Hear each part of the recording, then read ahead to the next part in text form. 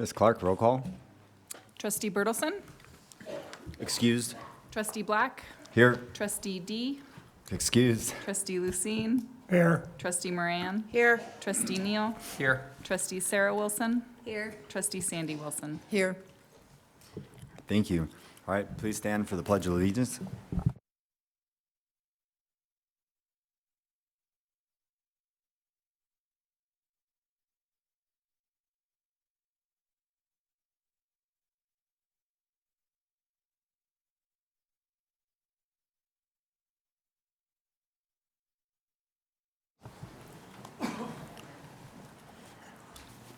All right, thank you for coming tonight. We have the SMS Select Choir with Mrs. Charlotte Culliver. Also, thank you for your 22 years. I know you're retiring at the end of this year, so thank you for all your service. We appreciate it.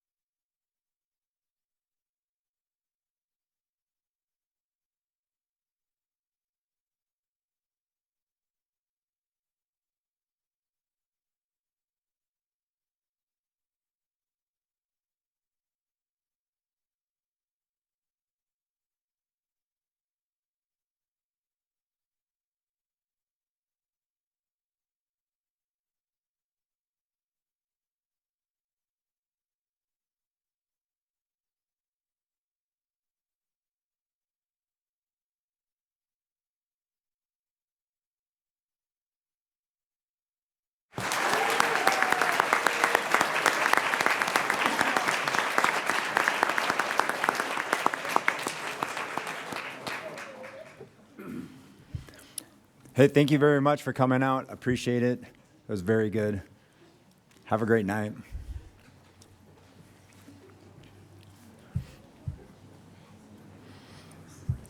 Welcome to the February 9th Bozeman School Board meeting. Thank you for joining us. Public comment will be taken throughout the meeting on agenda and non-agenda items. During public comment, no member of the public will be allowed to comment on contested cases, other adjudicative proceedings, or personnel matters.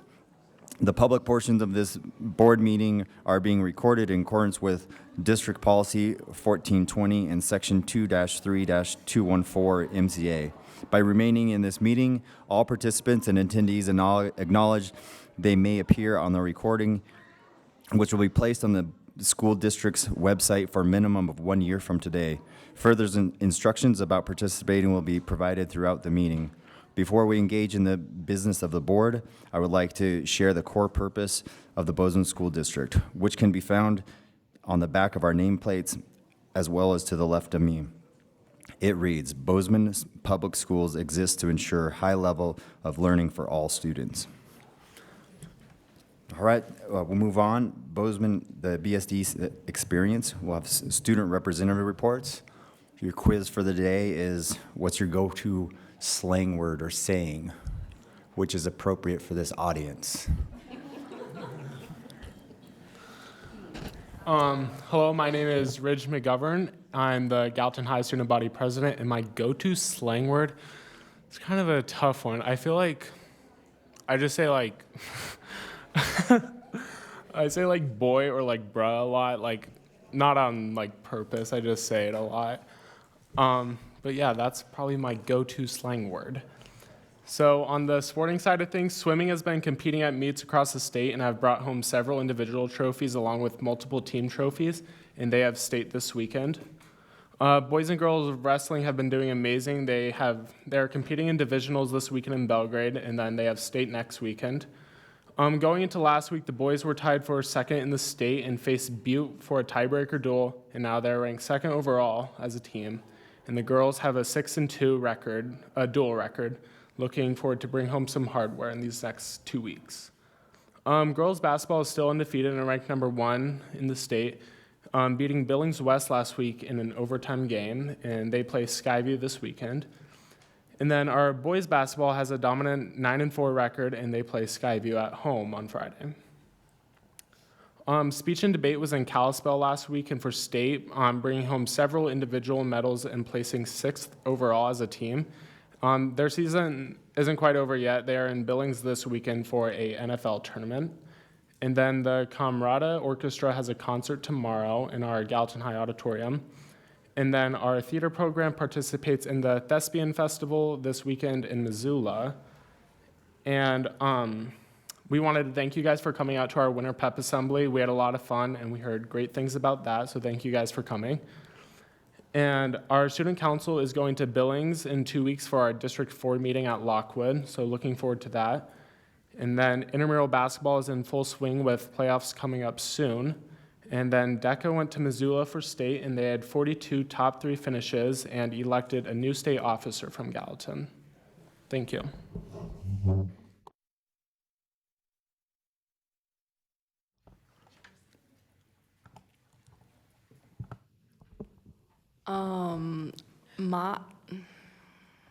I would probably say my slang word, probably the same as Ridge's. I say bro and bruh all the time. And I'm Jenna. Do you want to say yours? Okay, my name is Taylor Trudgeon, student body president at Bozeman. I don't know, we tried to look up some slang words of what would be considered slang for our generation. I feel like I say bruh. I don't say many of the words that pulled up, but I have little siblings, and they say like huzz a lot. And so I guess I'll like joke around with them, and I'll be like, who's the huzz? I don't know.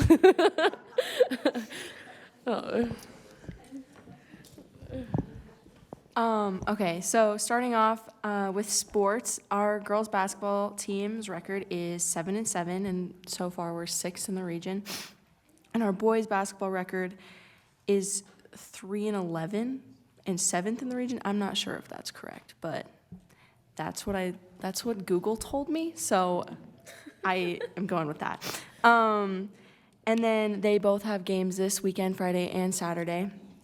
Wrestling has divisionals and state coming up, and then swimming has been doing good, and state is this next weekend. And then for DECA, they just went to a conference in Missoula, the SCDC conference, and they did very well there, like they always do. And then we also had Bozeman Night Live auditions this past weekend and this weekend. Okay. With that, our speech and debate has been doing really well. I was on social media the other day and I saw another school who posted something, and it said, "Hopefully we win this weekend because Bozeman's in Idaho." So, so our speech and debate has been doing really well. We have our winter formal coming up on February 28th, and it's going to be a MORP this year, which we haven't done in a really long time. The theme is glow in the dark, and so that should be really fun to decorate. And then we have a winter pep assembly on the 27th. Intramural basketball, Bozeman didn't have it for a few years, but that's been going really well. And then we're going to have our dodgeball tournament. We moved that to being in April. Our final weeks went really well. We had a few suggestions that finals would be before winter break. I don't know if you guys have control over that, but a lot of kids don't like coming back from break and having 2 weeks before finals. So that's all from Bozeman. All right, hi, my name is Rosie. I'm one of the BCA representatives. Hello, my name is Sarah Stanish. I'm the other BCA representative. I would say my slang word that I use the most is probably hype. Sarah can confirm this. I say hype after everything. Other than that, because a lot of people around me use it lately, I've been using Lokerkenuenly a lot, which is, I still don't understand it. My dad hates it. Which I think is really funny. What's your slang word? I think my slang word would probably be like swag. I say swag a lot, just because it's fun to say, and also it's like connotation is pretty good. To be like, oh yeah, that's really swag, like swag money, you know, like that type of situation. Okay. I love this question. Yeah, it's fun. All right, yeah, just a little bit on the BHS side of things. I know JHS touched on it a little bit. The Hawks Theater Company is also going to the Montana Thespians Festival on Thursday. We leave at 4 p.m. We are taking the GHS kids with us, so we're going to arrive at GHS, pick them up. They're performing their own show. I'm not sure what they're performing. We will be putting on The Marsh, which is an original by Ivy Tierney, our stage manager and one of my close friends. It is amazing. I will be participating in the tongue twister competition again this year, and I vow to not lose to Modern Major General again. I've been on that grind. But yeah, and then hopefully we will have a public showing of that on February 20th as well. I don't know if that's going to be after school or during lunch. However, Lila Michael, our director and producer, really likes it and believes that it is amazing writing. It's probably one of the best plays that I've read in ages, so that's pretty awesome. And we're going to hopefully do a public showing of that, so we invite you all to come and join us. More info on that probably sometime soon. I will urge Michael to email you all. Yeah, and now BCA stuff.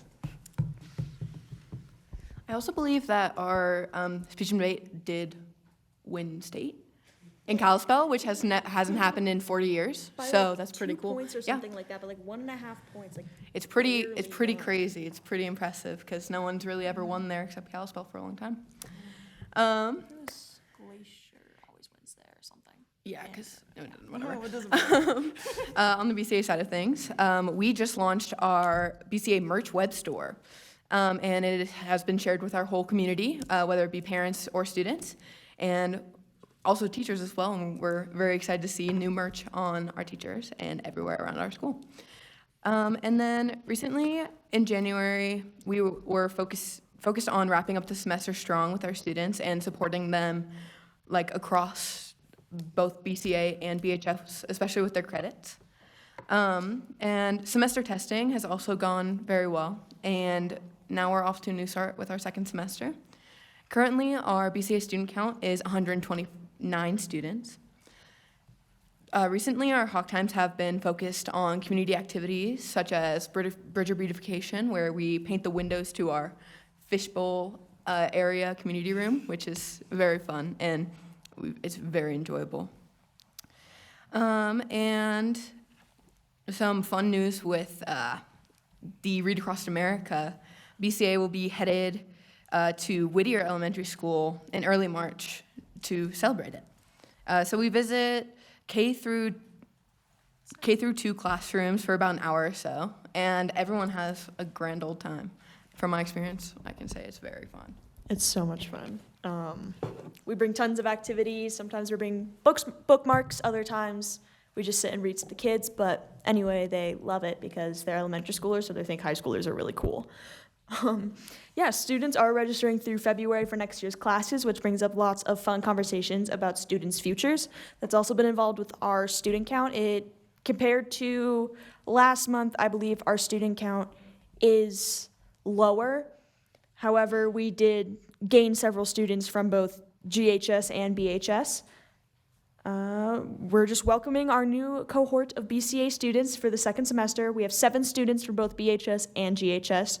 We had a few people who left BCA, and then we have a few people who went on to, HiSat, GED, leaving high school, but still getting their diplomas and their degrees, which is why our student count is a bit lower. We have a few people who also graduated a semester early, which does contribute to our count, but it is really fun to just see fellow BCA students who are graduating early.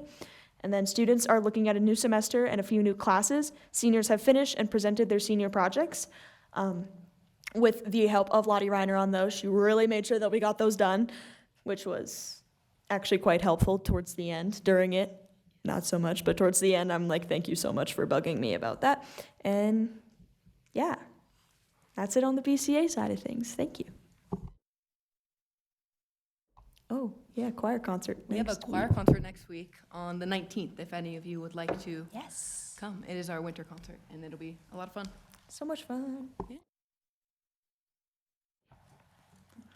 right, well, thank you guys for the updates. Trustee, questions or comments? All right, thank you very much. Have a good night.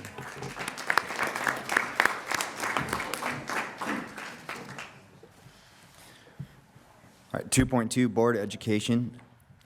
Casey? Yeah, I'd like to welcome this team in front of us. Heather Shavoyka, principal at Highlight Elementary, Kale Van Velkenberg, principal at Whittier Elementary, and Katie McKinney, who is the instructional coach at those 2 schools. The purpose of this evening's presentation is to talk about core instruction reading pathways.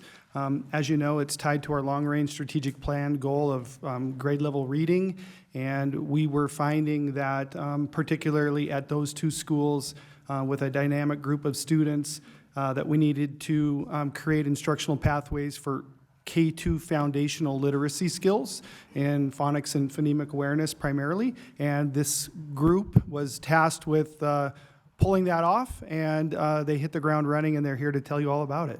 Thank you for being here.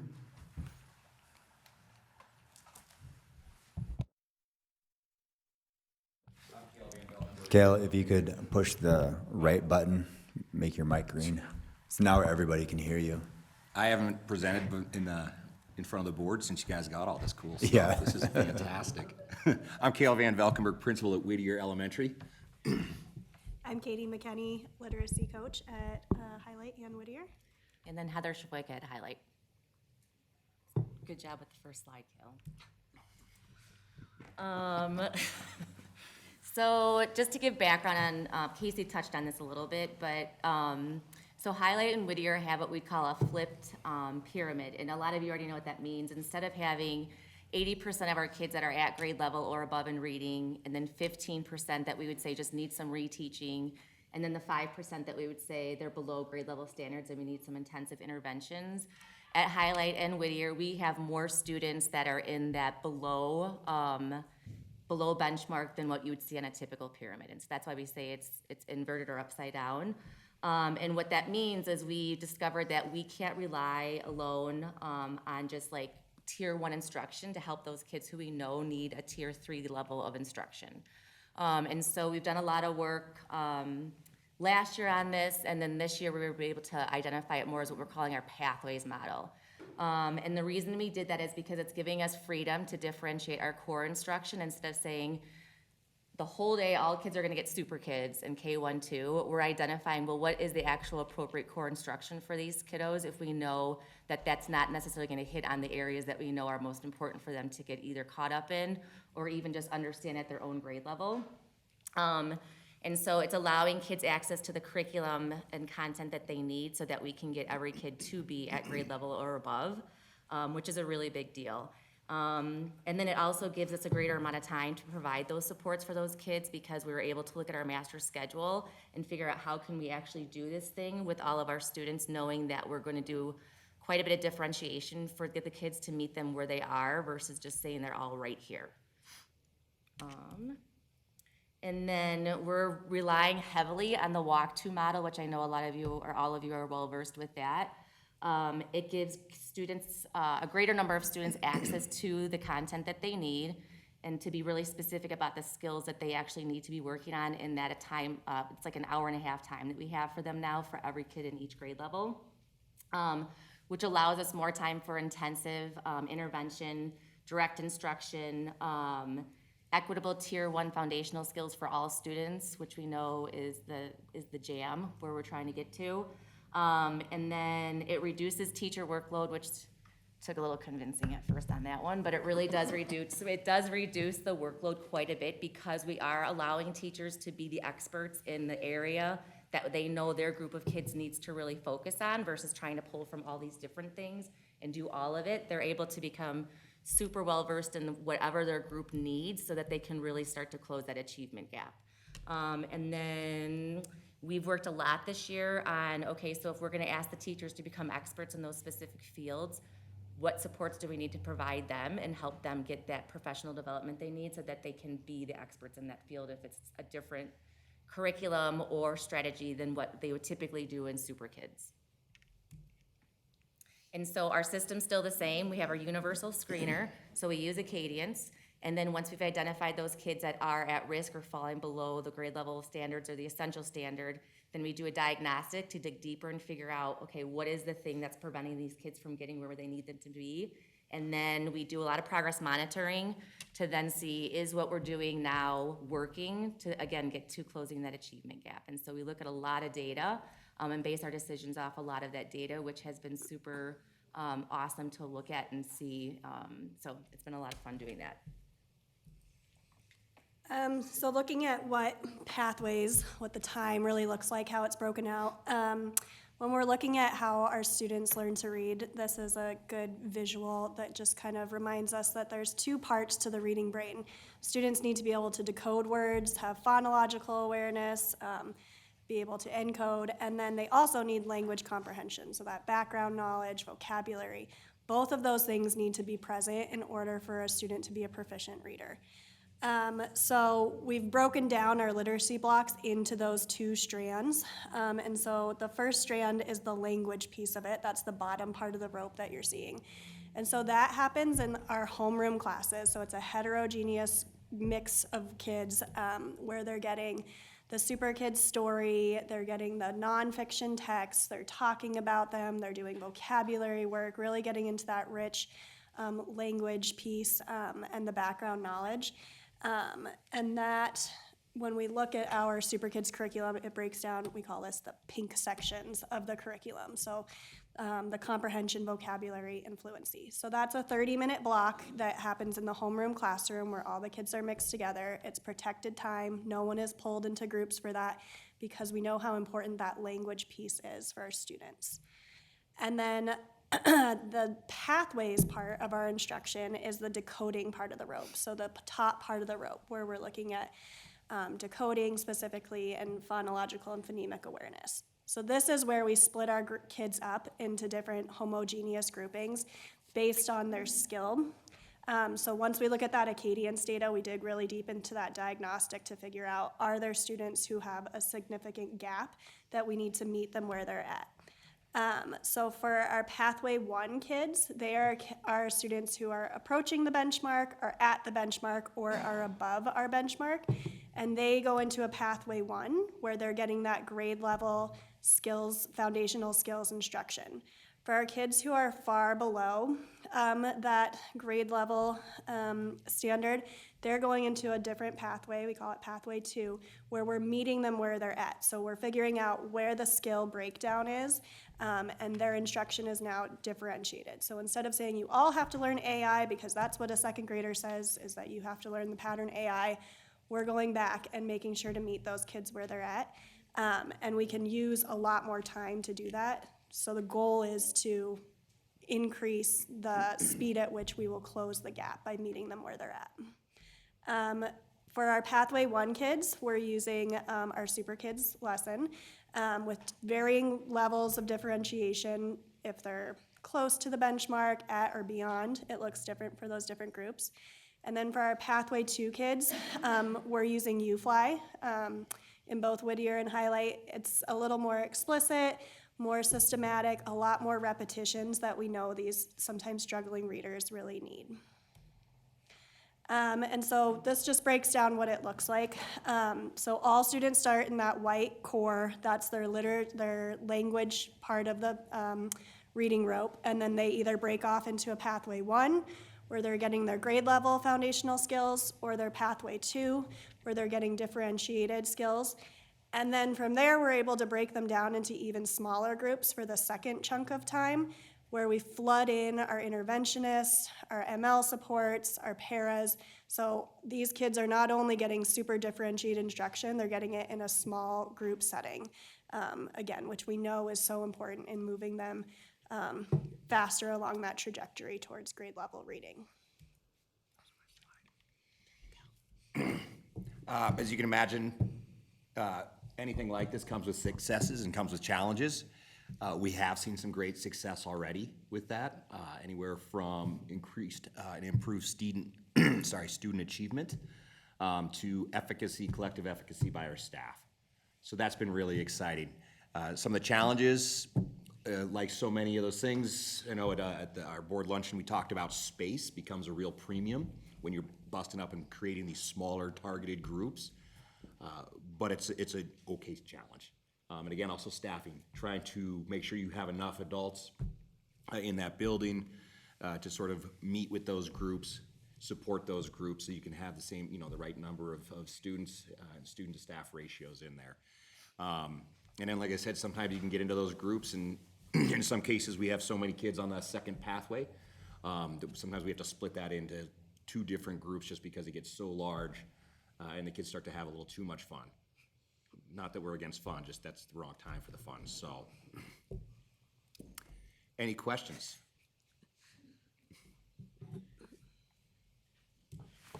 Yeah, questions or comments? Sandy? Well, thank you for everything that you've done. This sounds like exactly what we should be doing for these kids. I'm just curious, in your grouping, your 2 pathways, are they flexible? Yeah, that's actually what I was going to mention. So that's one of the things that's actually the best part about it is the movement that we can do a lot quicker with the kids. So we actually just did that last Friday at Highlight, where we looked at our data and looked at like a bunch of different data that we just got because of benchmarking, but then also progress monitoring, and figured out where they now needed to move because of the data that we had. But what's really great about it is it's not just like benchmark to benchmark. We have those conversations every week. And so it's been great to like meet the kids where they're at that moment and get them moving when they need to move versus waiting for some obscure, like every 4 to 6 weeks, we're gonna move you. Well, no, actually we gotta figure out how to move you now because you're ready to move on, or we need to keep you where you're at. And so that's been the best part about it, as far as just being able to like really get the kids to move when it's time for them to move. And so that's probably one of my favorite parts because we get to celebrate successes on a more regular basis, which has been really empowering for the teachers to see because they're seeing a lot faster some of the work that they're doing and how it's really benefiting our kids. So that feels really good. Thank you. Gary? Yeah, thank you all very much. This is good to hear. I have two questions. One is, based on what you said, a student can move from path 1 to path 2 during the year? Yeah. Okay. Yep. And then I'm just curious, how does this reduce the workload for teachers? Yeah, it's a great question. So if you think about if we kept what we were doing and all kids were in Super Kids for that whole reading block, right? But a teacher knows that sitting in front of them, there's 10 kids that are just like lost in the I'm just using Super Kids as an example. So now in that block of time, they're trying to figure out how can I make sure that the kids who are at grade level or above are getting what they need, while also trying to differentiate all of these things for these other kids over here who could need 5 or 7 different skills. And they're the classroom teacher trying to do all that on their own. Whereas by doing this, the teacher can hone in on a specific set of skills for, let's say, 7 or 8 kids and not have to worry about what am I gonna do with all the other kids that are sitting in the classroom with me right now. And it's also been really great because they're able to become true experts. Like if they're gonna use UFly for like decoding things, they can truly become the expert in that field and be able to provide the best instruction for the kids too. And so there's been a lot of growth in that area, but that's why it's helpful because it takes some of those other things off their plate so they can really focus on what it is that the skill they're trying to teach those kids that are sitting in front of them when they're not, there's not 1,200 other things going on. And it doesn't feel good as a teacher to sit there and think like, holy cow, I feel like I can't get to these 5 because I'm trying to do all these other things. And so it's taking that off their plate and letting them feel good about what they're doing. Sarah, did you have a comment? Question? You mentioned Super Kids, so is it focused on K2? Or does it go up through the 3-5 and the It's Wonders? K2, yeah. But we're using UFly for, like if you have students that are like below grade level, we are using UFly at the upper grades too. Yep. Greg? Is this the first year of Pathways? Yes. And at the end of this year or at some point, will we have data showing? Yes. Okay. Yep. Yeah, and we already have some of that, so we'll look at that at the board meeting too. So, yep. Thank you. Yeah. Any other comments, questions? All right. Well, thank you guys for your time Yeah, tonight thank and you. all the work that you're doing. Thank you very much. Have a great night.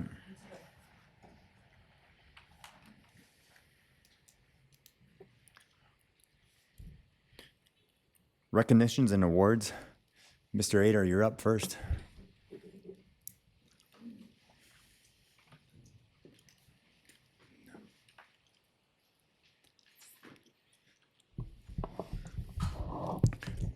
Good evening. Tonight we'll introduce you to the Gallatin High School All-State football players. Gallatin High in 6 years, as a school, has been to the playoffs 5 years, been to the semis 4 years. That probably bothers Hunter a little bit because they haven't got over the hump yet, but that day will come. The kids he's introducing tonight, I go to a lot of practices and they're a good bunch of kids and fun to be around. So here you go, Hunter Chandler. All right, yeah, boys, if you can come on up. And your quiz for the night is not to stand behind, Carson, you're failing already. Not to stand behind a column. We can't see through columns very well, so. I appreciate the introduction, you guys taking the time to honor these guys. I'll start with, and I've said this every time, but it's true, and if you watched the Super Bowl the other day, so many guys are involved in having a successful team, and in that Super Bowl, the guys up front that a lot of times don't get articles written about them or whatever, but they're instrumental in the success of the team. So we have a couple of those guys up here, but the team success that we've had is the reason why you guys see so many guys up here, that are being recognized. So these guys are the All-State guys. They kind of get some of the recognition, but we had a really good team. A lot of guys bought in, and we had a great year. I'll start with the classroom. So overall, we had 137 players. That's freshman through senior. We had 81 sophomores through seniors that were on that kind of JV and varsity team. We had a 3.55 cumulative GPA, and then out of the 81, we had 59 that were academic All-State, which is 3.5 or higher. And out of those guys, a lot of them were closer to the 4.0 mark than the 3.5. So, and a lot of these guys are in that same boat. You know, they're all of these guys also are also 2-sport athletes at minimum. Some of them are 3-sport athletes, so they're playing multiple things. They're taking AP classes. They're challenging themselves, and you know, just a great representation of our program. And then in the community, a lot of this stuff is kind of stuff we've carried over from year to year. But the Operation Holiday, Matt Clark, I'm sure you guys have already heard from him, our golf coach at the school at Gallatin, does a great job. But he kind of sets it up and organizes all the sports teams at Gallatin to go out and shop for underprivileged youth in the valley here. These guys all did that, so they got to play hooky a little bit from school, but they went out and shopped. They got a list, and you know, got to make someone's Christmas.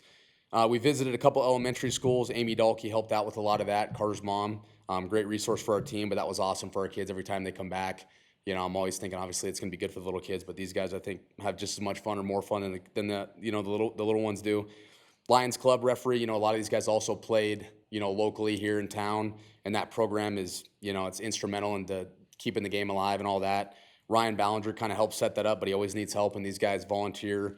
You know, sometimes, too, we'll come back from a game against, you know, Great Falls or whatever. We'll get home at midnight or 1 in the morning, and they'll get up out of bed, and they'll go referee, you know, YMCA and Lions Club football games. So that's awesome for us. We helped the local rodeo last year, set up and tear down. We've always done the Read Across America, and usually we go to, you know, CJ for that. So some stuff that these guys have done in the community. And then on the field, our varsity team went 9-2. You know, Mark touched on that. We were able to beat everyone except for the 2 teams that played in the state title game, Billings West and Kalispell Glacier, 2 really good football teams. Our JV team went undefeated, and then our freshmen went 7-2. So good year, you know, good year for the Raptors. Historically, you know, we started out 1-5. That was a rough year. That Billings West team at that point beat us by 70, and that was a tough game, tough time to. None of these guys were there for that, but some of them were watching. And then we were able to, you know, make a big jump, go to 4-6, and then, you know, the last 4 years we've at least been able to win 9 games. So we've had some pretty steady success from these guys and all their off-season work. And then I'll just kind of dive in here to the players. So Bob, he's the one with the crutches back here. He got hurt during wrestling. He's an all-state defensive lineman from this past year. He had a really good season. He had 6 sacks, 17 TFLs, 50 tackles, 19 hurries, and 2 forced fumbles. He was a unanimous first-team All-State guy, you know, and it's always interesting to hear, like, I know what I think of him and how much I think of all of our players, but when you go there and hear some of the other coaches' perspectives and how much they spent, you know, or how much sleep they lost because of some of these guys, and, you know, Bob was definitely one of those guys. So, you know, he tore it up on defense. He was a headache for every team that we played, made a lot of big plays. Also played a little bit of tight end for us too, had some good time there. So he's a junior, you know, looking forward to having him back. He's going to be a big part of what we do, and a great kid. Also wrestles, and you know, bummer his season got cut short, but he would have been right in the mix of things to go win a state title in wrestling. Interested in the future, he's looking at business and engineering, and I'm sure he hopes to end up being a Bobcat someday here in town. The next one, another junior here, Luke Jenkins. He's got the sweet mullet. He's a big boy. He's about 6'1", 240. Played both ways for us. He was all-state as an offensive lineman. You know, and kind of like I touched on earlier, you know, that Super Bowl game was dominated, you know, up front in the trenches. And man, Luke has been a staple for us the last 2 years, that playing left tackle, which is generally, you know, that blind side. It's pretty important, protecting the quarterback and then blocking in the run game. So he's been a force for us. He also rotates a little bit on defense as well. So he had a phenomenal year for us, had a 3.6 GPA, first-team All-State and first-team All-Conference offensive tackle. He's looking at a business degree, pre-med, or communications in the future. And then the next guy, everyone knows this guy's name, Carter Dalkey. You know, and at those meetings, all those coaches were like, "Are you sure this is the last one?" You know, they were excited that he's gone. So they said, "Finally, Carter's a senior, he's out." So I said, "I don't know, Cousins might be coming. I don't know, hopefully." But he, you know, played pretty much everything for us on offense, whether it was wildcat, quarterback, running back, receiver. Played defensive back for us, and you know, is also a punt returner. And you know, punt returners are, you know, I think they're tough to find. And honestly, out of all the time that I've been around football as a player, as a coach, I think he's a really good football player and all. But man, his punt returning skills are up there with the best that I've ever seen. And he's another one of those guys. Played basketball last year. You know, ran track, had a really good career in both of those sports. Has a 4.0 cumulative GPA. Takes a lot of AP classes, and has already graduated and he's working out with, you know, Montana State right now. And buying his time, but I'm sure he'll be tearing up the Big Sky Conference here shortly. Offensive stats, he had almost 1,600 total yards, about 800 rushing, 700 receiving, and 23 total touchdowns. Defensively, he was a first-team All-State defense and offensive athlete. That's kind of a category just for guys that move all the way around and just, are just good football players. He plans to study engineering at Montana State. And again, he's already graduated. But out of all the, I don't know, I'm trying to think back, but I mean, you guys have seen him here quite a bit for football, but it's his 4th year in a row being a first-team All-State guy. Started for us as a freshman. And then again, even on that freshman team, sometimes when you see freshmen starting, especially in football, it's such a physical sport, but he started on a team that went to the semis and won 9 games, so super impressive. He's had an unbelievable career, and we're super excited about watching what he does in the future. Next guy, Bobby Gutzman. Big athlete for us, played on both sides of the ball, also returned some kicks. He's a really good basketball player. I've always known that, but even watching that last Friday night, they played Billings West at home, and he had a great game, took over the game. Really good basketball player. I'm sure he'll be in the mix to win, I don't know, high jump, long jump, something in track, but he's a phenomenal athlete, really good kid. I don't know, in all the years I've been around him, I spent a lot of time with him. I'm trying to think, maybe 50 words total, somewhere in there.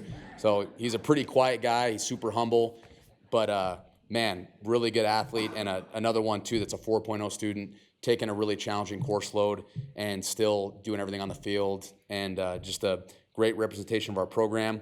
Offensively, he had about 500 yards receiving, 5 touchdowns, 9 PBUs on defense, 4 interceptions, and he was a unanimous first-team All-State cornerback, second-team All-State receiver, and also a team captain for us. He plans to study something in the STEM category at Montana State. He's another one that'll be going to play football there next fall, but he's going to finish out basketball and track at Gallatin High. But Bobby Gutzman had a phenomenal career for us. Another guy that I was just kind of telling him this, or maybe I was telling Sam, but at those meetings we're talking about kids and I bring him up, and man, Rob Stanton from Billings West, he's a big fan of Bobby. He's had great games against Billings West, so he's got some fans out there. The next one is Braden Matthews. He played running back and kind of nickel / linebacker, defensive back linebacker for us, kind of a hybrid guy. He's also a baseball player. He'll be on the inaugural baseball team at Gallatin. Really good athlete. Has a 3.7 GPA. He kind of got banged up throughout the year, hurt his knee. He started out as a running back and played defense, and later as the year kind of went on, just kind of focused him on the defensive side of the ball. But he had 46 tackles, 3 TFLs, 2 fumble recoveries. He was a first-team All-State nickel and then a team captain. And then he's planning to study psychology, and he's got a scholarship to Rocky Mountain in Billings to play football next fall. The next one, Sam Talbot. You guys remember? I'm sure you guys remember Brooks Talbot over at Bozeman High. He was a really good football player. I got to coach him over there as well. Sam, played running back and linebacker for us, primarily a defensive guy, and had a 3.9 cumulative GPA. He had 82 tackles, 46 solos, 36 assists. He had a big interception against Bozeman in that crosstown game. He was a unanimous first-team All-State linebacker, team captain, and then he plans to study engineering at West Point, and I think football there too. So he's another just like great energy guy in the weight room. All these guys are awesome. They attend everything, and they're great teammates. But him specifically, the energy he brought into practice, one of the better team leaders I've been around in my time as an athlete or as a coach. So we're gonna miss him dearly. Same, another one just like Braden. He'll be playing baseball this spring. Excited to watch him do that, and then he'll be representing our country here shortly as well. The last one, the best for last, Carson. So Carson Ross is has been a really good football player for us last year. I really think he would have been a first-team All-State kid as a junior if he didn't get hurt. He got hurt in that crosstown game 2 years ago, but he played primarily right tackle for us in the offensive line. Again, a guy that has never had an article probably written about him, but has been massive to the success of our team.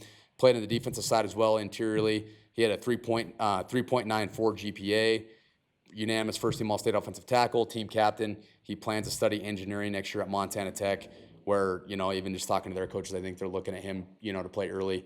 But just a phenomenal kid, and I've had all 3 of Lori's kids either as an athlete or in class, and man, all 3 of them are phenomenal humans. Those of you guys that know her know that.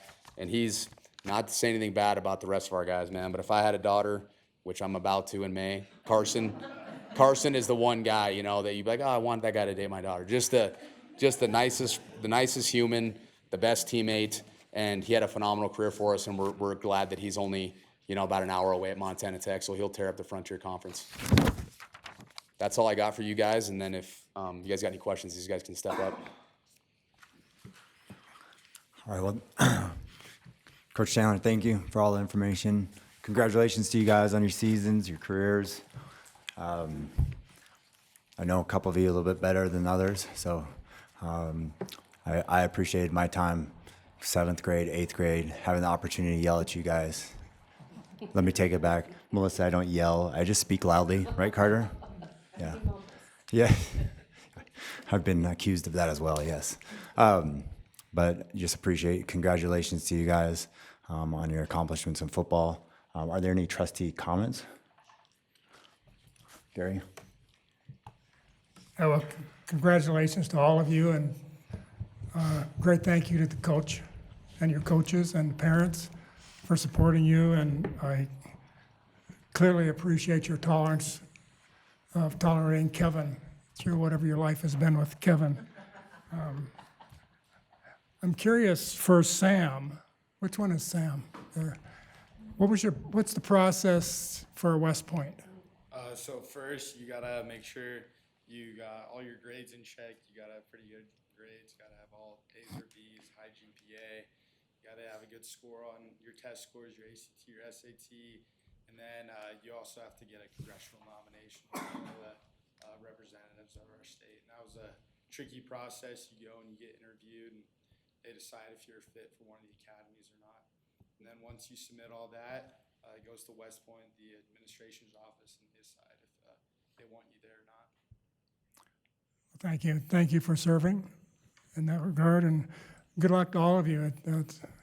Continue this road, the path you're on, so it's very good. So appreciate it a lot. One last thing.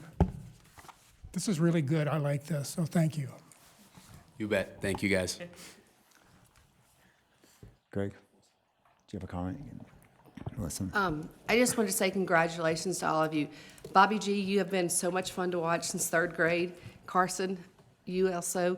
Carter, you showed up in 5th grade on the flight team and took us by surprise. So I wish the 3 of you the best of luck. Also, the other 2 seniors, good luck to y'all, and juniors next year. Have a great season. Thank y'all for all you do.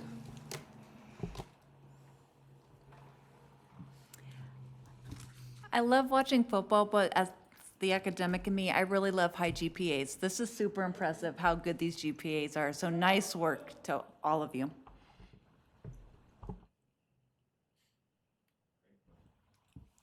Yeah, ditto that. Coach Chandler, you're a great leader of young men. We appreciate what you do for the program and the community and the school, so thanks for everything that you do. And I don't have time to ask all of you questions, but I have questions for all of you. I'm just gonna refrain on a few of my guests, but I will start with Carter. You've been a 4-year starter, and to my understanding, you're the only person to do that in the history of the program so far. Kind of a short history, 5-6 year history, but you guys as a group, or I know you're probably thinking semifinal. Your program is going to get over the hump. You guys have been pouring concrete in the foundation, and it's going to be kids that have been watching you and looking up to you and paying attention to you, and so great job representing yourselves and your school, because it's going to happen next year or the year after that, or pretty quick, and it's going to have you guys all over. Your thumbprints are all over it. So, so Carter, when you stand next to Taco Dowler, are you guys the same size? No, I think I got an inch on him. You have an inch on him? All right. Well, can't wait to watch, and Carson, I know you had a pretty bad injury last year. Was it an ACL and a meniscus? Is that correct? Yes, sir. And that shut you down for the rest of football season. I think it shut you down for track. Is that right? Yeah. What was that rehab process like for you? What was that rehab? Yeah.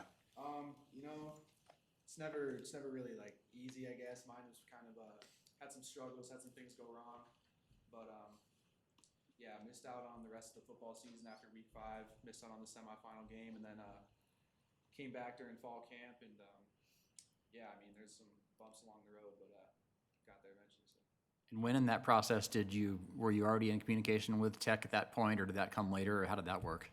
I believe they first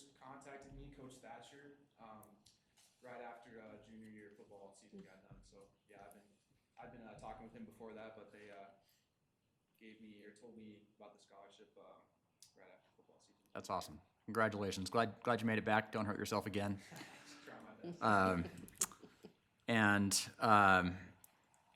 Yeah, so just really, really proud of you guys. Congratulations on everything. Coach, do you have something to say? No. Okay, all right. Well, it is my honor to support the recommendation that the Board of Trustees adopt the following resolution. Whereas the Gallatin High football team finished this season with a 9-2 record and advanced to the semifinals in the state AA football playoffs. And whereas the following players earned first team All-State honors: Carter Dalkey, Bobby Gutzman, Luke Jenkins, Braden Matthews, Carson Ross, Robert Springman, Sam Talbot. Therefore, be it resolved that the Board of Trustees recognize and honor the 2025 Gallatin High School football first team All-State individuals: Carter Dalkey, Bobby Gutzman, Luke Jenkins, Braden Matthews, Carson Ross, Robert Springman, and Sam Talbot. Second? Motion made by trustee Neal, seconded by trustee Moran. Any public comment? All those in favor? Motion passes 6-0. Congratulations. Thank you, guys. For you, Carter, for you guys, we've changed things up a little bit. I've been here before. We want you to come up here and you get a picture with all of us. So come on up. Some of you might need to kneel down because some of us are short.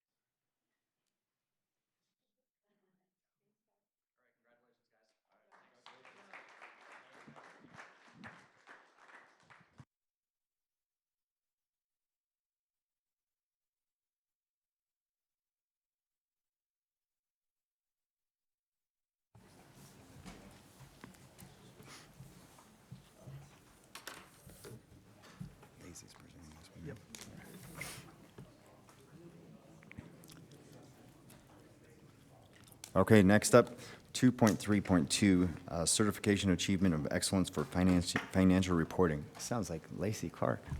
So exciting. Sounds like fun. Yeah. I'd like So to much ask, better than the football stuff, jeez. Finances? I'd like to ask Julia Wayman, our accounting supervisor, to come to the hot seat, please.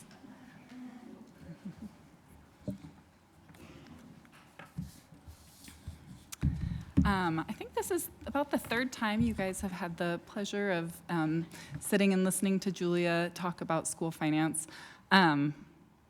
She's a whiz. She knows things in and out. She picks up on things really quick. We're really, really lucky to have her in the business office. The last 14 months have been a really big roller coaster. We've had retirements. We've had 2 business office babies, neither of ours. We've had resignations, we've had leaves, and in an office of 3 people, 2 bookkeepers and Julia, that's a lot to handle for every day-to-day thing.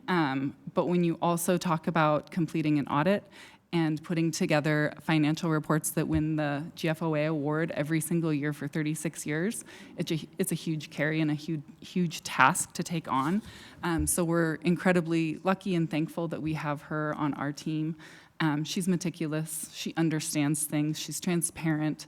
You can see from the financial documents, she cares about every single thing that is on that page.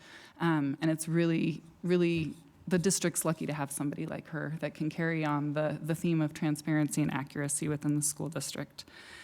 So I'm honored to recognize her tonight for, like I said, the 36th consecutive year, Julia's 3rd year, for being awarded the Certificate of Achievement for Excellence in Financial Reporting.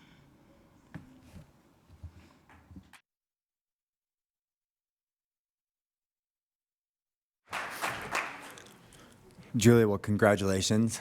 And thank you for all your hard work and all the time that goes into getting this for the 36th time. Is that right? So thank you very much. Are there any trustee comments or questions? Gary? Yeah, well, thank you very much. Your work is critical with Lacey and Mike and within our district, so it's much appreciated. I'm curious what you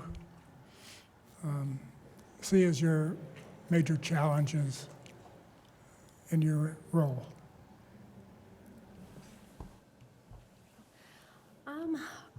Probably the biggest challenge is keeping up with the ever-changing requirements. It seems like just as soon as you get comfortable with something in accounting, they like to change it on you, and always trying to improve things, but just learning the new requirements and how to apply them to our district. Just a follow-up, are those new requirements state or federal, or both? They're mostly accounting requirements, right? So they'll be, generally accepted accounting principles, all of the GASBs. I think we're up to GASB, what are we, 106 this year, Janine? Yeah, so they're issuing, new requirements every year and going through trainings to learn how that will apply to our financial statements. All right. Well, thank you. Sarah, I think you have the reading. Yes. What originally led you to go into finance? For all the people watching online. I mean, this sounds really nerdy, but it was something I always wanted to do. I mean, even as a high school student, accounting kind of spoke to me, and it was something that was interesting. And as I got into it, I just loved it even more and more. I've kind of been in different types of accounting roles. I've been an auditor, worked in the, public sector, and now in government. And it's fun to me. I really enjoy it. Numbers make sense. I don't know. Well, thank you for being so good at it. Whereas the Governmental Finance Officers Association, GFOA, awards a Certificate of Achievement for the excellence of financial reporting to government units whose annual comprehensive financial reports achieve the highest standards in governmental accounting and financial reporting. And whereas the attainment of this award represents a significant accomplishment by the district and its management. And whereas the Bozeman School District received the award for fiscal year 2024 Annual Comprehensive Financial Report, AFR,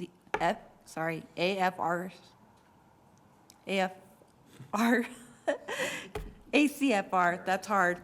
And whereas the 36th consecutive year Bozeman School District number 7 has received this award, and whereas the district accounting supervisor, Julia Wayman, was the primary person responsible for overseeing the completion of the ACFR, therefore, be it resolved that the Board of Trustees recognize and honor Julia Wayman and the entire business services staff for continuing the excellence in governmental accounting and financial reporting. Second. Motion made by trustee Sarah Wilson, seconded by Sandy Wilson. Any public comment? All those in favor? Motion passes 6-0. Congratulations. Do you want a picture with us? Do you want a picture with us? You sure? Sure, come on up. Is the rest of our staff here? Is that Lacey, you want in the picture? Do you want to come back this side? You can come back. Yeah, you can come over.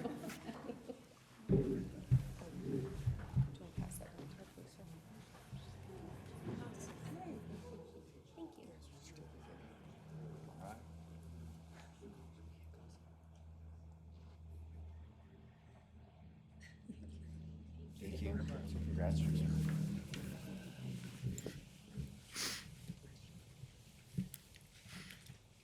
Next, 2.3.3, Montana Association of Elementary and Middle School Principals, Principal of the Year. Casey. Would the man with the giant smile hiding behind the pillar come on down?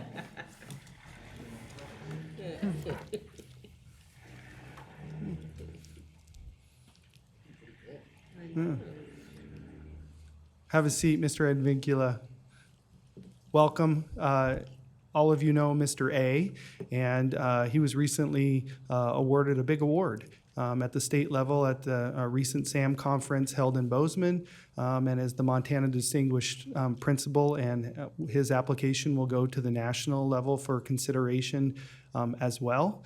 Adrian has been a teacher and an instructional coach, an elementary principal at Irving and Meadowlark, and then has come full circle back to CJ Middle School as the principal there. He's worked tirelessly on behalf of all students for 21 years in Bozeman Public Schools.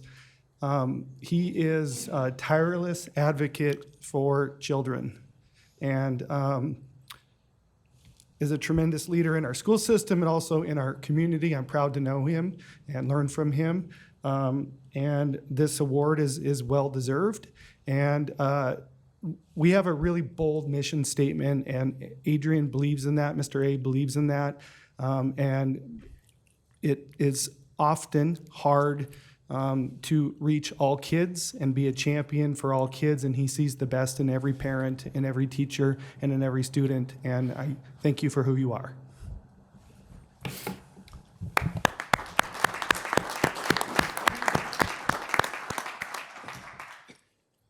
Adrian, congratulations, well-deserved.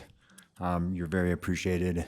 Over the last few years being a trustee, I've seen your work. I've seen how you manage kids, seen you outside the classroom and that sort of thing. And the smile piece, I always see you and I have that big smile. So appreciate that and appreciate what you do for all of our kids. So thank you very much and congratulations. Trustees, comments or questions? Gary. I just want to thank you, Adrian, for all the work you've done in the years I've known you and have been able to observe you in schools and outside of that. And you're very consistent and truly a benefit to our district and our kids. So thank you very much. Anyone else? Sandy? Well, I'm not surprised, is all I'm going to say. I'm not surprised that you have received this award, Adrian. I've witnessed, I was a liaison to Meadowlark for several years, some of it during COVID, and I just saw the calm approach that you had and the sparkle in the kids' eyes when they would see you and Mr. A, and just the culture and that you had at Meadowlark, and I'm sure is going on in your new post. So I am so excited for you, and it's well-deserved and well-earned, and again, I'm not surprised. I have a couple questions. I was wondering, now you've moved on to middle school, which was my realm, that's where I taught, but you spent time in the elementary school. Is there something you miss from being an elementary principal? Shockingly, elementary kids are much kinder than middle schoolers. Oh, no. I know, right? Yeah. You know, one of the cool things about elementary, especially when you're working with 5, 6, 7, and 8-year-olds, there's that just uninhibited joy when they're at school, when they're with their peers, when they're in a community that they're part of, and that's really fun to see. And just have them engage and not have those inhibitions. Whereas, as you know, in middle school, sometimes whatever slang words these high schools were saying earlier, whatever the middle schools are saying now, it's not hip, rad, whatever it is. Sometimes there's a little bit of that hesitancy or those barriers. And that's one of the big differences. But overall, you know, they're still kids. Yeah. They're still curious. You engage with them. They're people. They want to be acknowledged. They want to be heard. And I think that's just one of the things that we do really well in this district, is to make sure that we see the kids that are in our buildings and in our community. We hear what they're saying, and then we take action on how to best support them. Mm-hmm. Well, as a teacher, I remember hanging out outside the kindergarten classroom, wondering, how can I get that awe? that feeling, but you can't. It's different. It's very different. So I'll move on to my second question. Is what are your goals, or what are the things that you're looking forward to doing at the middle school going forward? Oh, goodness. Just pick one. Just pick one. Just pick one. Being a middle schooler is hard. You know, at that age, it's tough. We know that. I mean, you're figuring things out. You're trying to discover yourself. You know, friendships from elementary school may have changed or morphed in some way. And sometimes it's hard to feel like you belong or you fit in. And sometimes you all good intentions, sometimes you just feel like it's a tough place to be. And so, like, one of the things that I know that I've noticed in the semester that I've been there at CJ is that one thing that we do well is that we try to recognize, and like I said earlier, we see kids. We see the kids in our classrooms. We see the kids in our schools. And the big thing is just making sure that, you know, they know that we hear them, and we may not agree, we may not be the best of friends, but they know that CJ is a place to go, to be, you know, to feel loved, you know, to feel all those things that they need to feel as middle schoolers. And they know that even though we may be hard on them sometimes, that we're going to continue to support them. And that's that climate and culture that I want to continue to build and grow in that over there. Well, thank you, and thank you for all your service to our kids in our district. If there aren't any other comments or questions, I'll just move forward on this. It is my honor to recommend that the Board of Trustees adopt the following resolution. Whereas the MAEMSP Principal of the Year Award recognizes outstanding elementary and middle school principals who have succeeded in providing high-quality learning opportunities for students, as well as demonstrating exemplary contributions to the profession. An eligible candidate must have been an active principal for at least 3 consecutive years. And whereas the recipient must have professional evidence of student performance through compiled data, testing, et cetera, show a strong commitment to the principalship through active membership in a professional associations, be respected by students, colleagues, parents, and the community at large, assume an active role in their community, distinguishing themselves as a leader in civic, religious, or humanitarian activities, show strong educational leadership by setting high expectations for school staff and students, and maintain an orderly, purposeful learning environment. Wow, I'm just gonna say that right there, wow. Whereas, the award ceremony was held on January 26, 2026 at the SAM Principals Conference in Bozeman. Therefore, be it resolved that the Board of Trustees recognize and honor Chief Joseph Middle School Principal Adrian Advicula, I said that correctly? I did, awesome, for this prestigious award. Second. Motion made by trustee Sandy Wilson, seconded by trustee Lucine. Any public comment? All those in favor? Motion passes 6-0. Congratulations.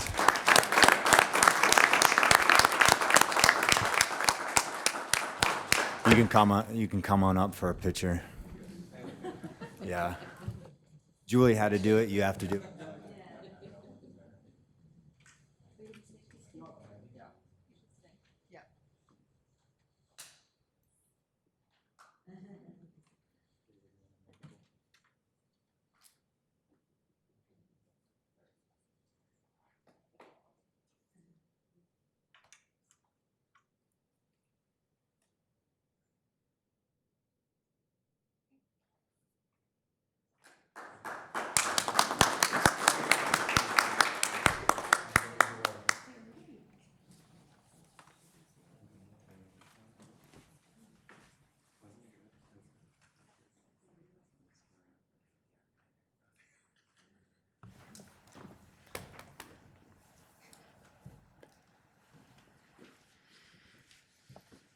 Okay, next one, Mr. Ader, it looks like, 2.3.4, 2025-26 Gatorade Montana Player of the Year.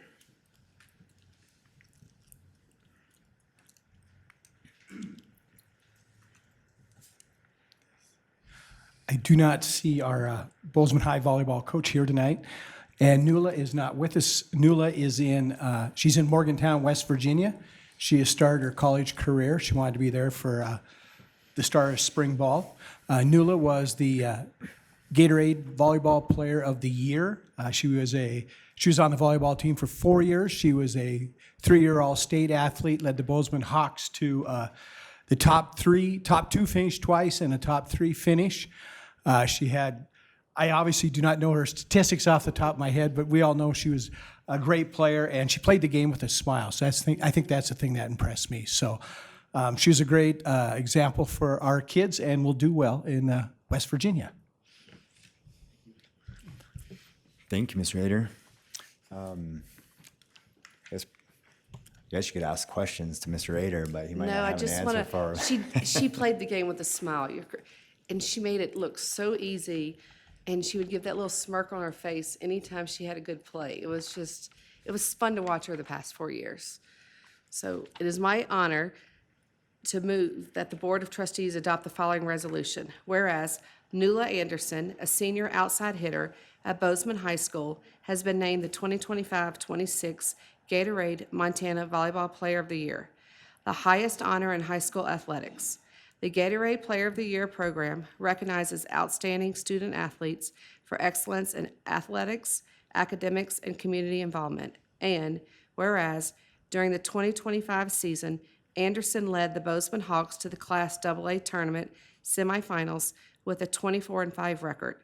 She recorded 436 kills, 219 digs, and 49 blocks, compiled a .315 hitting percentage, and earned Eastern AA Player of the Year honors. A 2-time first-team All-State selection, she concluded her high school volleyball career with 1,017 kills. And whereas, in addition to her athletic achievements, Anderson maintained a 3.96 GPA, volunteered as a youth volleyball instructor and coach, participated in school choir, and advocated for constructive policy and cultural change within the district. Therefore, be it resolved that the Board of Trustees recognize and honor Nuala Anderson as the 2025-2026 Gatorade Montana Volleyball Player of the Year. Second. Motion made by Trustee Moran, seconded by Trustee Neal. Any public comment? All those in favor? Motion passes 6-0. All right, next. Oh.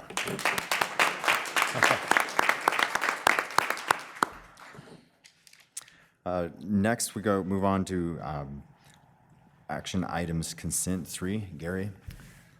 Yeah, I'd like to move item 3.4.4 and 3.4.5 to section 4 at the end, action items singular. Is everybody all right? Okay with that? Thumbs up?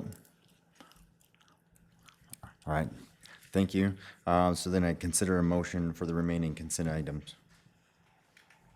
Motion to approve consent agenda items 3.2, 3.4.1, 3.4.2, 3.4.3. Second. Motion made by Trustee Neal, seconded by Trustee Moran. Any public comment? All those in favor? Motion passes 6-0. And then we have the elementary district. Motion to approve consent agenda items 3.5. Second. Motion made by Trustee Neal and seconded by Trustee Moran. Any public comment? All those in favor? Motion passes 5-0. All right. Next is action item, singular, 4.1.1. Mrs. Clark. I'd like to once again ask Julia Wayman to come up. And in addition, we have Janine Hathcock here with Ide Bailey. She's a partner with Ide Bailey, and she heads up the audit for our annual audit every fall. So her and Julia work really closely together. Julia's here to present on the actual ACFR, and Janine is going to present on the audit itself. So I think you guys should be able to hook up into that.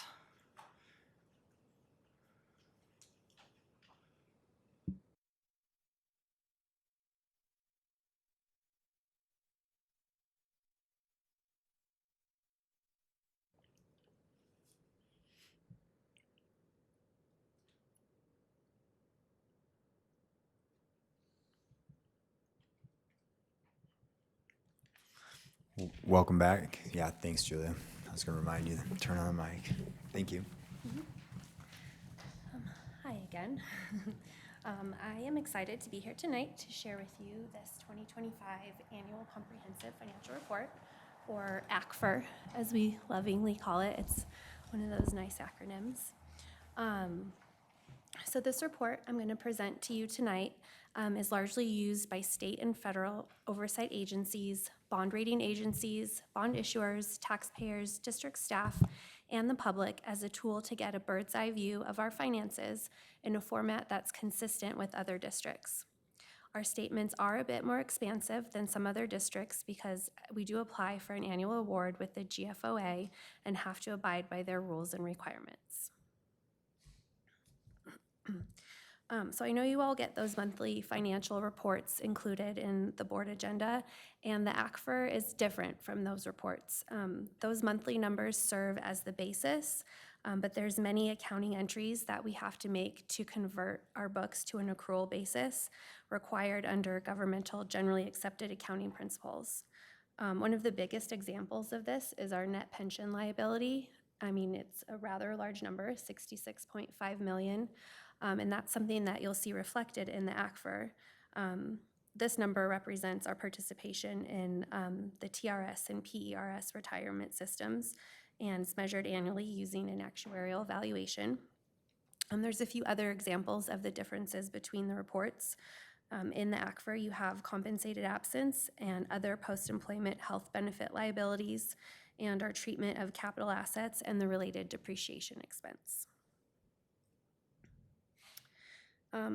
From a GASB perspective, fiscal year 25 was relatively quiet. We did have one new accounting standard that we implemented. That was GASB 101. That's related to compensated absences. This new standard provided updated guidance for things like our vacation and sick leaves and the measurement of those liabilities in our financials. There wasn't a significant effect on our financials really related to this new implementation. There was one accounting change that you will see in the report related to GASB 100. So every year we're required to calculate which of our funds qualify as major versus minor funds. So there was a change in fiscal 25 in 3 of those funds. The elementary grants, elementary retirement, and high school retirement funds were now classified as minor versus major. So the GASB guidance requires us to present an adjustment in our financials as though that happened as of the beginning of the year. You will see this in the statement of revenues, expenditures, and changes in fund balances presented on page 36 within the report if you're looking for it. Kind of how I was saying before, there's always new guidance coming in the pipeline. Next year, we'll be implementing GASB 103 related to financial model reporting improvements. That one, you'll see some presentation changes within the report, a lot of updates to the MD&A. Also on the horizon, we have GASB 104, disclosure of certain capital assets, also effective in fiscal year 26. We did have one hiccup, I would call it, in our reporting process this year. There really was a significant delay in the issuance of compliance supplements at both the federal and state levels.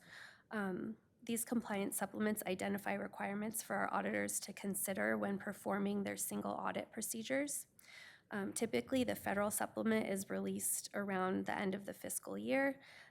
However, there was a major delay, I think partially due to the government shutdown that occurred, where that wasn't issued until late November. The state compliance supplement was even later, finally issued on December 12th.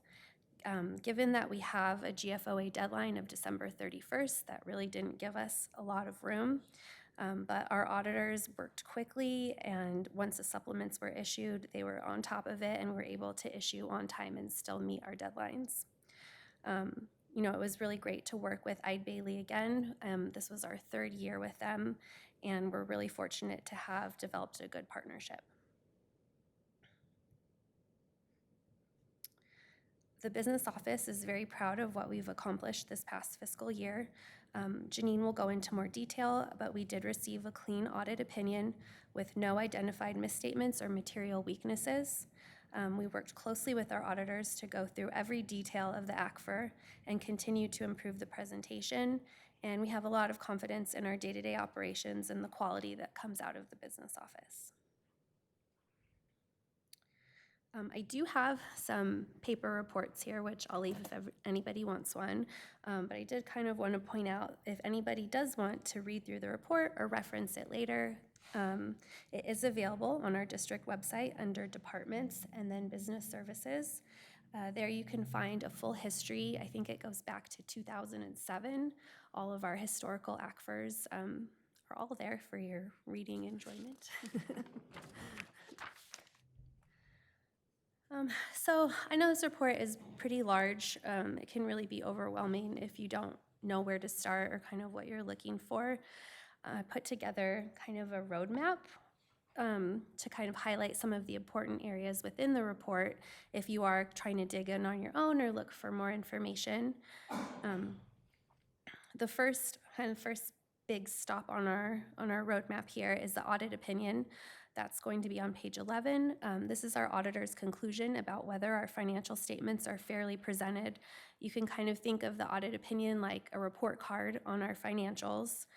The best outcome would be an unmodified or a clean audit opinion.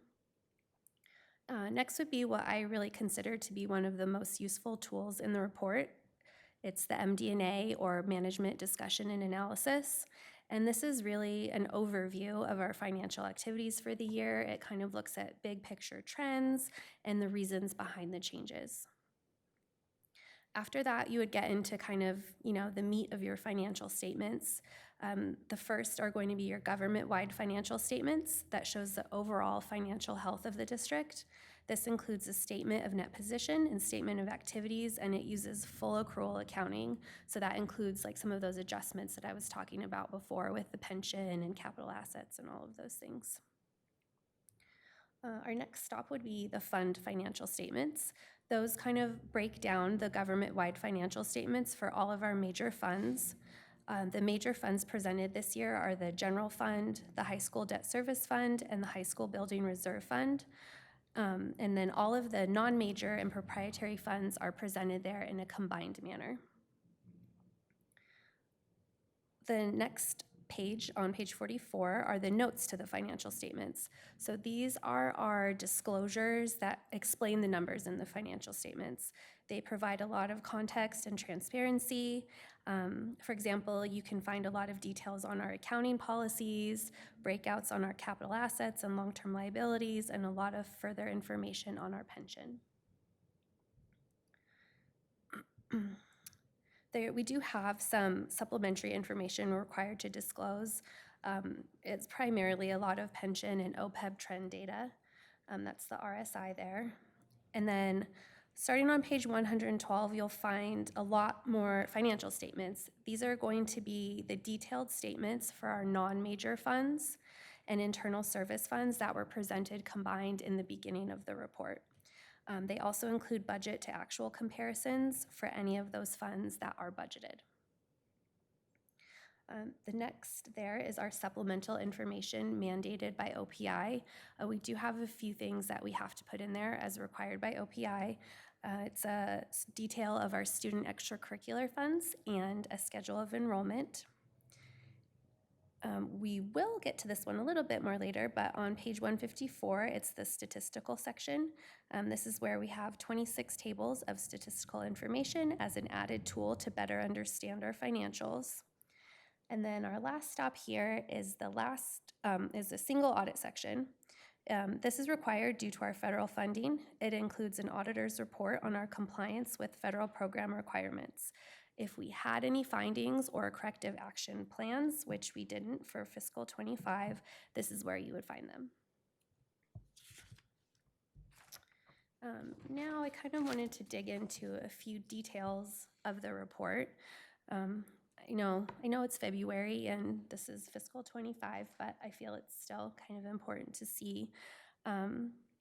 So for fiscal 25, we experienced a 0.8% increase in revenue when looking year over year. This equated to roughly $962,000. The new tax levies for the general fund were collected. We saw an increase in state equalization revenue. Our split there of revenue by source was consistent with previous years. We had approximately 64% from local sources, which includes our tax revenue, 33% from the state, and then 3% federal. Looking at our expenses, there was a 2.4% increase in expenses, which equated to roughly $2.7 million. This increase was largely attributable to inflation, increased costs of recruiting and retaining district staffing, and enrollment-driven expenses. The district realized rising salaries and benefits, largely due to raises of 2% for certified staff and 5% for classified employees. We also had a 1.7% increase in enrollment, which results in increased costs across functions. Here's just a chart that shows our elementary and general funds broken down by function in a comparison over the past 10 years. You can see over time our expenditures have increased, and you can kind of see by function that they've kind of stayed consistent there. That blue box, I know my key is pretty small there, but the largest functional expenditure is instruction, has continued to be, and they showed an increase during the year. So instruction, like I said, is our largest functional expenditure. This really translates into salaries and benefits for our teaching staff. Consistent with the prior year, salaries and benefits were about 57% of our total district expenditures, but really 89% of our general fund expenditures. The payroll team stays very busy. They issued over 1,500 W-2s this year and processed over 22,000 direct deposits.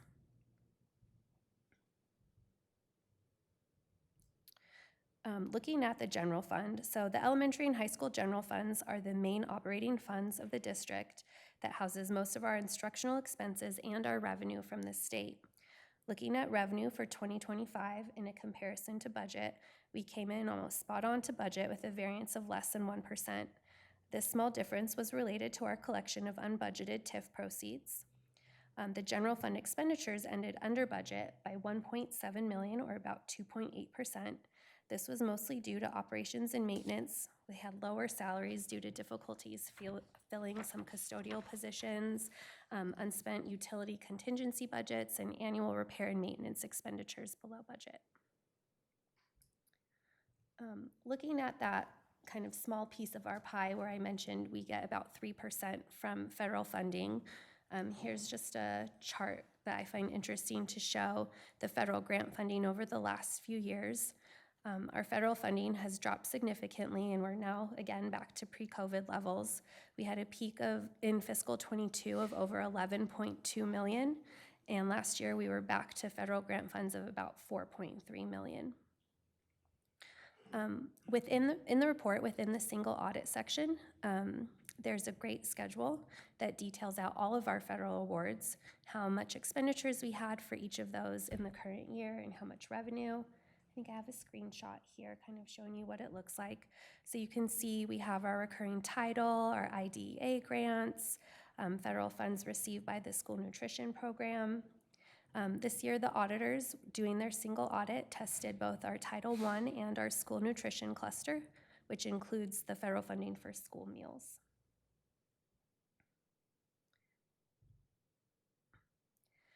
By far, the largest portion of our positive net position reflects our net investment in capital assets. These are things like our land, building, equipment, construction in progress. Also includes our right to use assets like leases and software agreements. Thinking about all of our school buildings and our facilities makes sense that this is such a large number for us. As of June 30th, 2025, we had invested roughly $233.5 million in net capital assets. During fiscal year 25, our additions were approximately $3 million. Depreciation was just over $10 million. And then a majority of that construction in progress balance that you see at year end was related to the Wilson Day School and Gym Improvement Project. Anyone interested in further details, there are some more detailed notes within the notes section of the report that goes through capital assets. I believe it's note 3C. Here is that statistical section that I was talking about previously. So we have 26 different tables. They're really an added tool to better understand what the financial statements, disclosures, and supplementary information is saying about our overall financial health. There's a few types of schedules that we present. We have some financial trends, revenue capacity, debt capacity, demographic and economic information, and operating information. I would highly recommend a review of this section to anyone kind of interested in digging in further. I think I put a few of them in here. There's a few examples here. So within the stat section, there you'll find some historical data. So this is a great example where you have a 10-year comparison of our net position from governmental activities. This historical data gives good year-over-year comparisons that aren't necessarily in the financial statements that you'll find in the front of the report. There's also some interesting information in that stat section. We have a comparison of our principal taxpayers from this year to 9 years ago.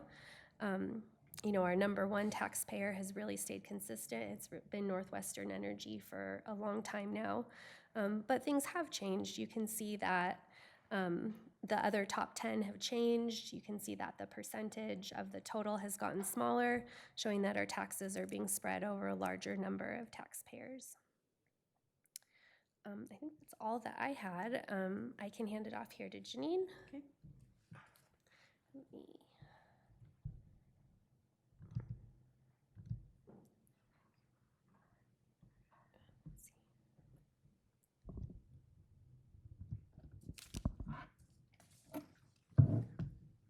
That work for you? Yep. I'll go through twice. All right.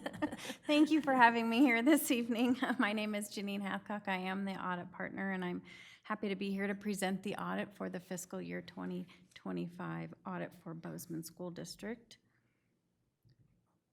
Okay. My agenda's pretty short because Julia does all the work. Most of my other clients, I have to do everything that she just did. So we very much appreciate having Julia on your staff as well. She's fantastic.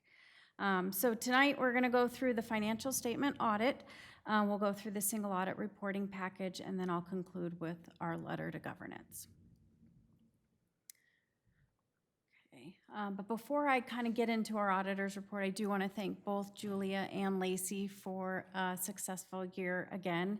It is very easy to work with your business office. It's fantastic. They're wonderful people. They're on top of it. We have staff that fight over being on this audit because they love working with them so much. So we just really appreciate that. All right, so to the opinion. If you are following along, I have the PDF page number. It is 20 of the PDF of the financial statements. Now, out of this entire financial statement that Julia does put together, we contribute 4 pages. So it is a fantastic job that she does. Kudos to you, and your award earlier is very well received. So to the opinion, the very first paragraph of our opinion discusses what we have audited. Okay, so we have audited the financial statements of your governmental activities and each major fund. And as Julia had mentioned earlier, you have 3 of them. So you have your general fund, your high school debt service fund, and your high school building reserve fund. And then you have an aggregate remaining. So all of those non-major funds are all in opinion units. This opinion actually covers 5 opinion units in the entire document. So all of those opinions are unmodified opinions, the best you can get. And what it states in our opinion is in our second paragraph. It says that in our opinion, your financial statements are materially correct in all in respects to our the accounting principles generally accepted in the United States for governments. Okay, and any other CPA firm given the same set of information that we were given would come to the same conclusion, and we can say that because of what's in paragraph 3 of our opinion. And that is the basis for our opinion. So basically here we say that we followed all of our applicable required auditing standards. We were independent of the district, and we've met all of our ethical requirements and responsibilities. Now, moving on to, oh no, not yet, I'm sorry. Moving on to page 2 of the opinion, the fourth paragraph at the very top of page 2 is what we call an emphasis of a matter paragraph. Okay? And that paragraph highlights to a reader information that we believe is important for them to know. This year, the district had an emphasis of a matter paragraph discussing the implementation of that new GASB standard on compensated absences. Our opinion is not changed or modified in relation to that implementation. It just lets the reader know that there's some information we want them to know about. Page 2 continues by breaking down both management's responsibilities and our responsibilities as your auditors. Basically, management is responsible for the fair presentation of these financial statements. And then our responsibilities as your auditors are to perform our audit in accordance with generally accepted auditing standards and government auditing standards. And then we bullet out what that means for you in the opinion. Okay. So the third and fourth pages of our opinion discuss some other matters. So your financial statements include information other than just the basic financial statements that our opinion covers. So on the top of that third page, RSI, or required supplementary information that Julia had gone over, those OPEB schedules, that MD&A, that sort of information. We apply such limited procedures over that information. We don't express an opinion over that information. Your financial statements also include supplementary information, and those are going to be things like your combining statements, your supplementary information that you're required for the state of Montana, and the schedule of expenditures of federal awards that Julia had put up there. Oh, gosh. I'm so sorry. Okay. I'm so sorry. We've got a very germy house at home right now. It's been a hard couple weeks for us. Sorry. I'll talk faster. But for that supplementary information, we do provide certain procedures over there so that we can provide to you what we call an in relation to opinion. So we can say those schedules are presented fairly in relation to your basic financial statements as a whole. And then finally, the last paragraph discusses some other reporting. This paragraph just states that we've also issued a separate report in relation to the district's internal controls over financial reporting and testing of compliance, and that is required by our government auditing standards. And I'll cover that report here in just a moment with you when I get to the single audit portion. Through this slide in here, we do certain Montana state compliance testing. We don't have any findings to report over the state of Montana compliance. That was one of the things that delayed issuing the audit opinions, waiting on the state to give us the final compliance supplement. So the last session had so many bills that they had to go through. That's what caused the delay from the state. And then Julia had gone over these already, but just so you can see them, these are the upcoming accounting standard implementations. GASB 103 will probably be the most impactful. You will see a difference in your MD&A next year. The information will be in there. Julia does a great job putting everything in there, just probably will be in a little bit different format. Disclosures on certain capital assets on GASB 104, I don't anticipate that being a big impact. And then 105 isn't until the following year, but we do work with Julia and Lacey. If they have any questions on any of these, we are available.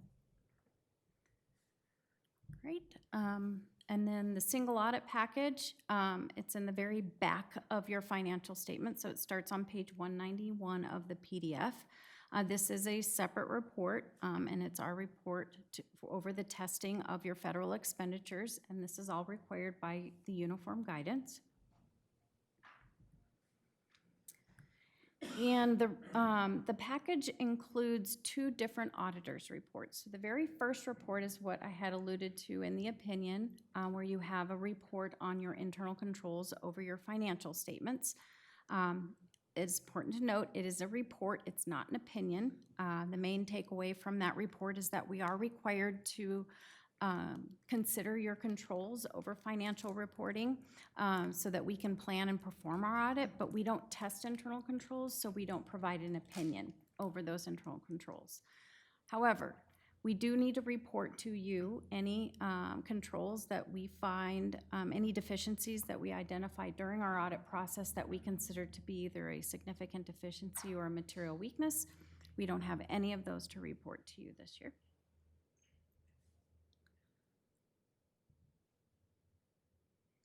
Okay.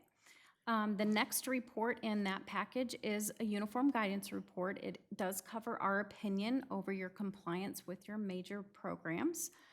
The very first paragraph states that we have audited the district's compliance with the Office of Management and Budgets, or the OMB's compliance supplement. The next is our opinion. We do have unmodified clean opinions on both programs that we tested. And then again, we provide our basis for our opinion, very similar to our financial statement audit opinion. But as Julia mentioned, we did test the child nutrition cluster in Title I this year. The second page of the report describes both management's responsibilities and auditor responsibilities, same as our audit opinion. And then the final page includes a report saying that we do consider the controls over the compliance piece of this testing. And we did not identify any deficiencies in internal controls to report to you over compliance. And as Julia mentioned, the purpose of the schedule of expenditures of federal awards is to summarize all of those financial or federal awards that you've spent during the fiscal year. I've also added that comparison here. Julia had mentioned we have gotten back, or you've gotten back into normal spending, $4.3 million, with the COVID money being spent down in 2022. So you can kind of see the last 3 years are back on track. Now, this is my favorite report that we do issue to you all. It's on page 199 if you want to know. It is a summary of our auditor's results, so everything that I've just talked about today is summarized on this one page, so you don't have to remember it all. But you'll notice here at the very top is the financial statement portion of our audit. And you can see there's an unmodified opinion, no internal control findings, no non-compliance to report. And then it goes on to describe your federal awards, no internal controls to report, unmodified opinions on your major programs, and no additional findings to, identified. And then it continues to go down and lists for you the 2 programs that we tested, the Child Nutrition Cluster and the Title I. And then I'll just highlight the dollar threshold used to distinguish between a major program and non-major program was $750,000. And that is increasing in the next year, so hopefully that will reduce the burden of audit requirements for the district. So that's what we're hoping for anyway. And with that, that concludes what I have, or what we have in the financial statements. And then the very last piece on my agenda is to discuss our final communication with you as governance. It's not part of the financial statement packet, but there was a separate link on the agenda under the facts header number 3 for this report. But basically the report tells you that we have complied with all of our professional standards, including all of our ethical requirements. We highlight the significant estimates that we want to bring to your attention that are in your financial statements. We list any sensitive disclosures that we believe that are important to the users of your financial statements. We list them in that report for you if you wanted them. If we had any, we would report to you any uncorrected or corrected misstatements, but we don't have any to report to you this year, but that would also be part of the letter. But we do confirm that we don't have any to report, and we are happy to report we didn't have any disagreements with management to report to you this year. So with that, we'll open up to any questions or. Gary. Thank you both very much, and whoever else is working with you on this. This is one aspect of our district operations that, for me, provides extreme confidence. in our district and how we're operating. So thank you very much. Actually, I have a question. If you can share with us, well, two questions. One, this audit process is voluntary on the part of our district? It's required by the state of Montana to have an audit every 2 years, but you guys actually elect to have it every year. Every year, okay. And I'm just curious if you can share with us how, in your experience in auditing other districts and businesses, whatever you do, kind of how we compare with them. All right, so through the audit process, I mean, you're probably one of the best clients that I have. It's very easy to come in and audit your information because Julia has it in such great shape. When we review the financial statements, very minimal comments back to Julia. We've had, as part of our audit process, we do have another partner or senior manager outside of the audit review our audit files and the financial statements, and we get nothing but positive reviews on the quality that has come through. It's very nice to have someone who has been in the audit side and understands what causes us heartburn. But I also want to say that your team is excellent to work with. They're available. They make us a priority. We never have to wait on anything. So we don't have very many recommendations throughout the year when we're done with the audit. But we have a very good relationship with your group, and they're very, like I said, very easy to talk to, going back and forth. And if that answers your question, okay. Other questions? Sandy?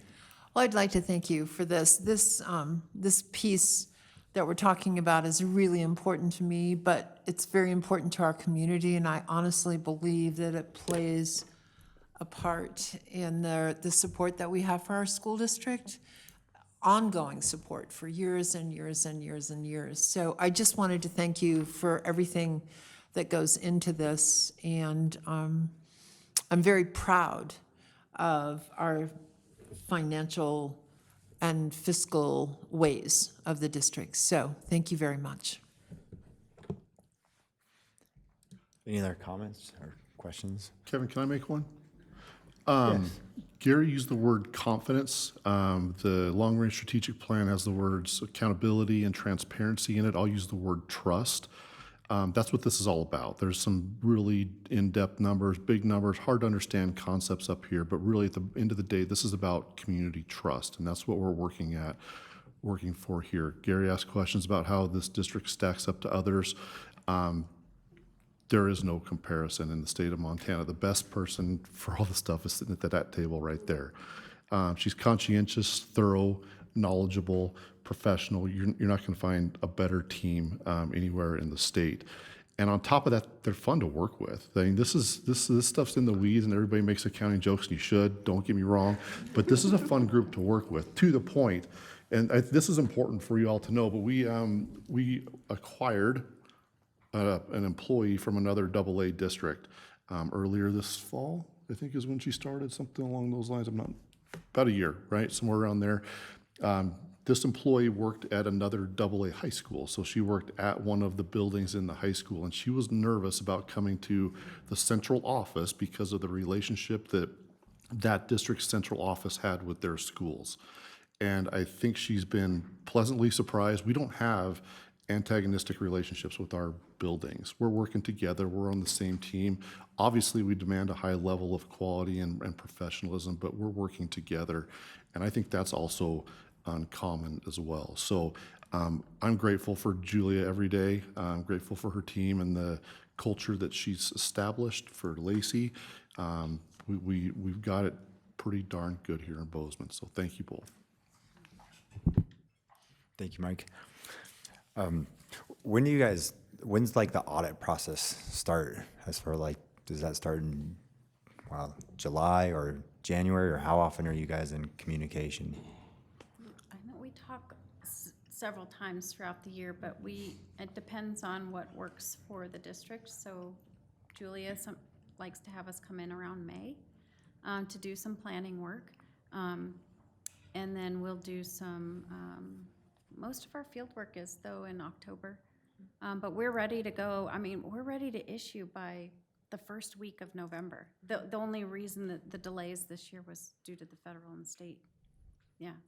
I mean, we're ready to go before Thanksgiving is her goal. And so we strive to meet that. It is a process, though. I mean, starting in May with the planning, and then I'm preparing schedules and closing the books at year end, and then pulling the report together. I'd say the whole process is at least 6 months of my year, just getting it ready to look like that. Yeah. Yeah. It's a lot of work. Well, thank you, and thank you for all your work. Also, I think, Julie, obviously right now you're the one that gets a lot of the credit, which is greatly appreciated, and everybody that you work with. But I know that our school district has a long history of these things, and so there's been a lot of people that have been involved in that process to get us to this point. So appreciate all that history as well. Again, thank you for all you guys' work on this. I'd entertain a motion.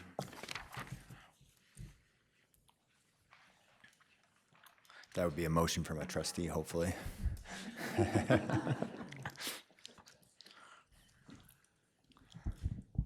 Greg? Motion to approve the 2024-25 annual compensation financial report and audit report. Second. Motion made by trustee Neal, seconded by trustee Lucine. Any public comment? All those in favor? Motion passes 6-0. Do we clap for this one or what?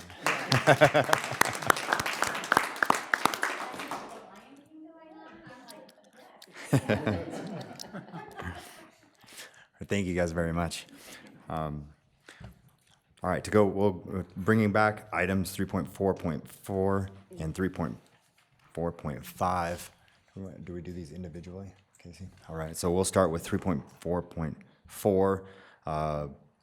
Consider approval of the superintendent contract extension. I think there was some verbiage in there that was requested to be clarified. So basically, based on practice versus what was in the contract, it was section 10 related to outside. I forget what the term is. Are you driving, Mr. Van Buren? Click on the actual contract at the bottom. Yep, and then scroll to section 10.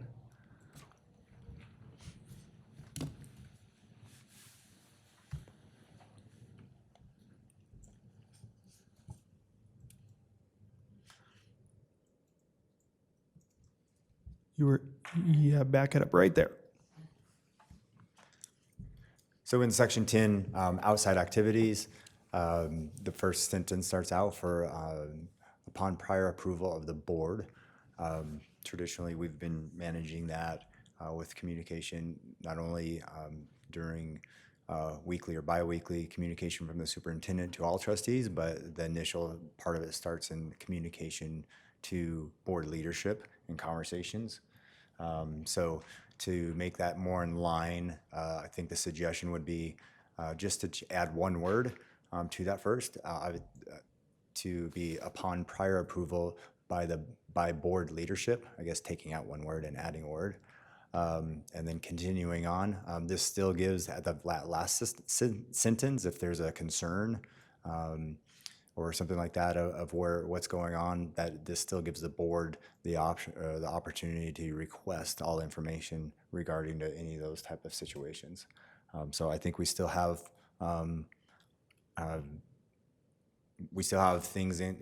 controls in place, but there's some thought that leaving it as is, that would mean that every single time something happened related to this, that it would have to come to a board meeting and that have to be approved, which I don't think that's how we want to operate. Also, I would just remind all the trustees from my perspective is that this contract is currently based on our relationship with our current trustee. To me, he's earned a lot of different things that maybe the next superintendent doesn't have the exact same things or the same verbiage and that sort of thing. So I would always encourage us as trustees to remember that that piece of it. So I guess if there's any comments or questions, and then I would need a motion or a suggestion for something different. Gary? Yeah, I support Kevin's recommendation. I think it streamlines this and puts us in a position of the contract coordinating well with current process and procedure in this. And so I support his recommendation. Do you just need a motion to approve as amended? Yes, and that would be to remove the upon prior approval by board leadership. So remove the and add leadership after board in the first sentence. Motion to approve item 3.4 as amended per Chair Black's amended language. Second.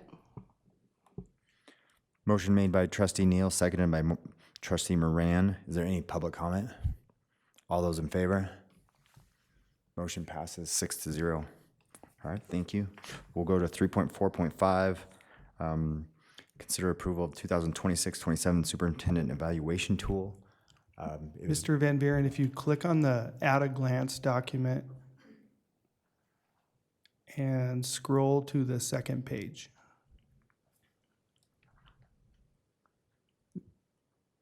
Or right there.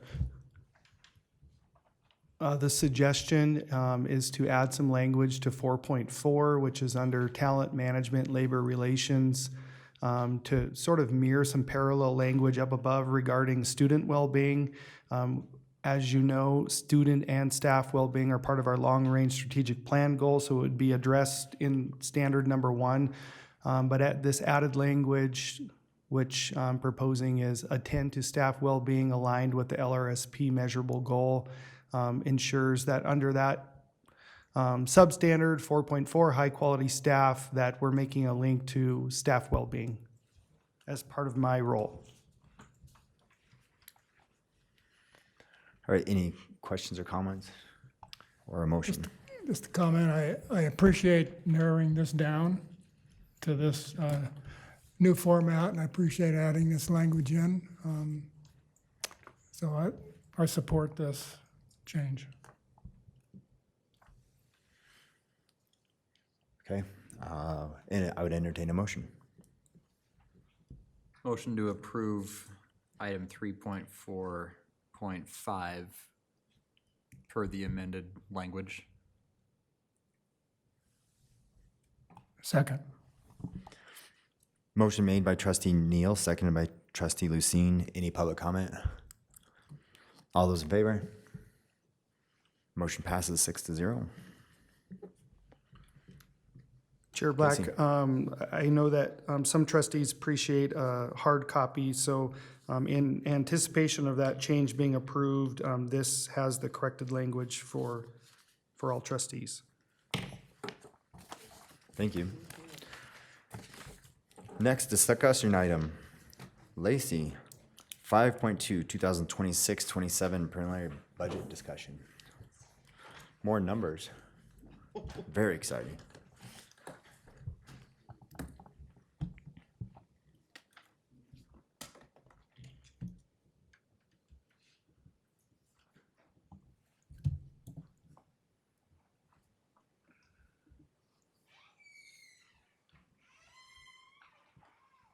All right. Good evening, trustees.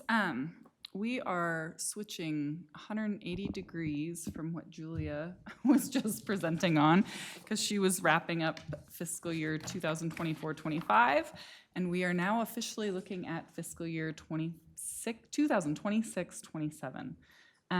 So in light of the election coming up in May, in light of the next board meeting in March, looking at the election language, and we want to kind of present to you where we're at, do a quick recap of what all transpired last year, because it was a really busy year with the legislative session and negotiations. And so we're just gonna kind of go through that. One of the things that we always want to keep, I mean, Mike spoke to it earlier, we want to always keep the fiscal responsibility in the center of the room for our core values. We take it very seriously, and I think that that's shown in here tonight. There's a lot of different levels to fiscal responsibility. There's high-level budget setting, there's day-to-day bookkeeping, there's year-end financial reports, so there's a lot of different components that go into that, and I'm really proud to say that we handle that across the board, and we've done so for many years. So for that, I'm grateful to work in an office that really takes pride in that. So like I alluded to, here's our agenda for tonight. We'll kind of recap the legislative session, not all of it. It was a big one. We'll go over what we negotiated for our bargaining units. We'll look at our levy request overview. We want to have some conversation surrounding what that looks like, and just some additional considerations, and then we'll look at the calendar, because we are more than halfway through the fiscal year and it feels like it just started. So we got a really fast whirlwind of a spring to come. To start, legislative review. So as most of you guys know, House Bill 15 was the inflationary increase that is allowed by law. 3% is the maximum, and we don't get that full 3% without getting part of it voted in. So last year we were lucky enough to get the 0.6% of the 3% voted in, so we could capitalize on the negotiations and the raises that we agreed to. This year we are looking, we can get up to 3% again. So we are looking at 2.4% of that is guaranteed, and then of course we'll have to go to the taxpayers to reach that maximum budget amount. This graph is really telling, I think, on the right. It has the consumer price index inflation in green, and it actually has the public school inflationary increase approved by our legislature in gray. You can see that there's lots of years where it's just not keeping up. We are starting to in 25-26, it's looking better, but that's still a long ways to go from 7.5% CPI when we were getting less than 2% inflationary increase in public education. Another really important legislative item was the STARS Act, which you guys all had a lot of conversations about this last year. The biggest part of that was the quality educator payment increase, in which quality educator payments doubled if we were able to comply with state law surrounding base starting salary compared to the average teaching salary. We're proud to say that we accomplished that. The second part of the STARS Act that we're really going to hit on tonight is the COLA adjustments. So the COLA adjustments are the cost of living increases. This was also in House Bill 252. It's made to help the communities that have high cost of living. So in the law, it says that the median residential property in your county must be greater than 105% of the median market value in the state. When they do the calculations, Gallatin County actually comes in at 306.53% of median market value in the state, which put into another equation means that we have the potential to go over our max budget by 3.44%. So that is above and beyond what we've ever been able to do. Those cost of living adjustments have to be geared specifically to that, to cost of living. So we have to be able to show that that is what the money is being used for if that in fact passes. The one thing about the cost of living adjustments, it's an over base levy. So it means it has to get voted in. We cannot permissively levy that amount. Another thing to note, what we're going to talk about tonight with what our recommendation is for the election in May, that won't get us to the max of the 3.44%.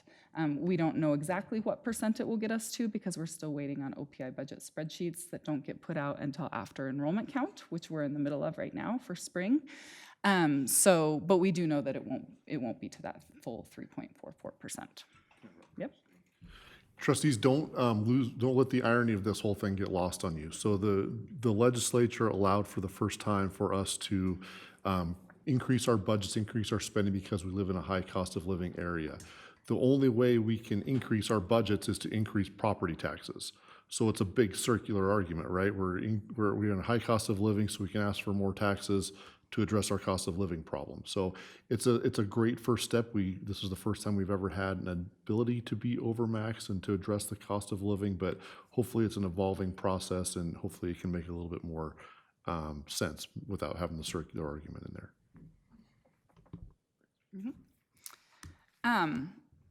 Another bill that we are going to be working through for fiscal year '27 is House Bill 156. And House Bill 156 is surrounding countywide base general fund levy. So currently, ultimately it's going to change the way the base of the general fund is, the revenue is collected.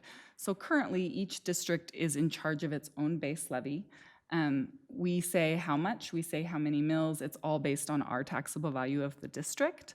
What this bill is intended to do is it's intended to spread tax more evenly throughout the county in an effort to just get some tax regulation throughout. So what it's doing is now we would report our the amount of revenue required for our base to the county superintendent. The county superintendent's going to gather that from all of the other school districts in our county, and then they're going to spread all of that evenly across all taxpayers in the county. So all of Gallatin County would pay the same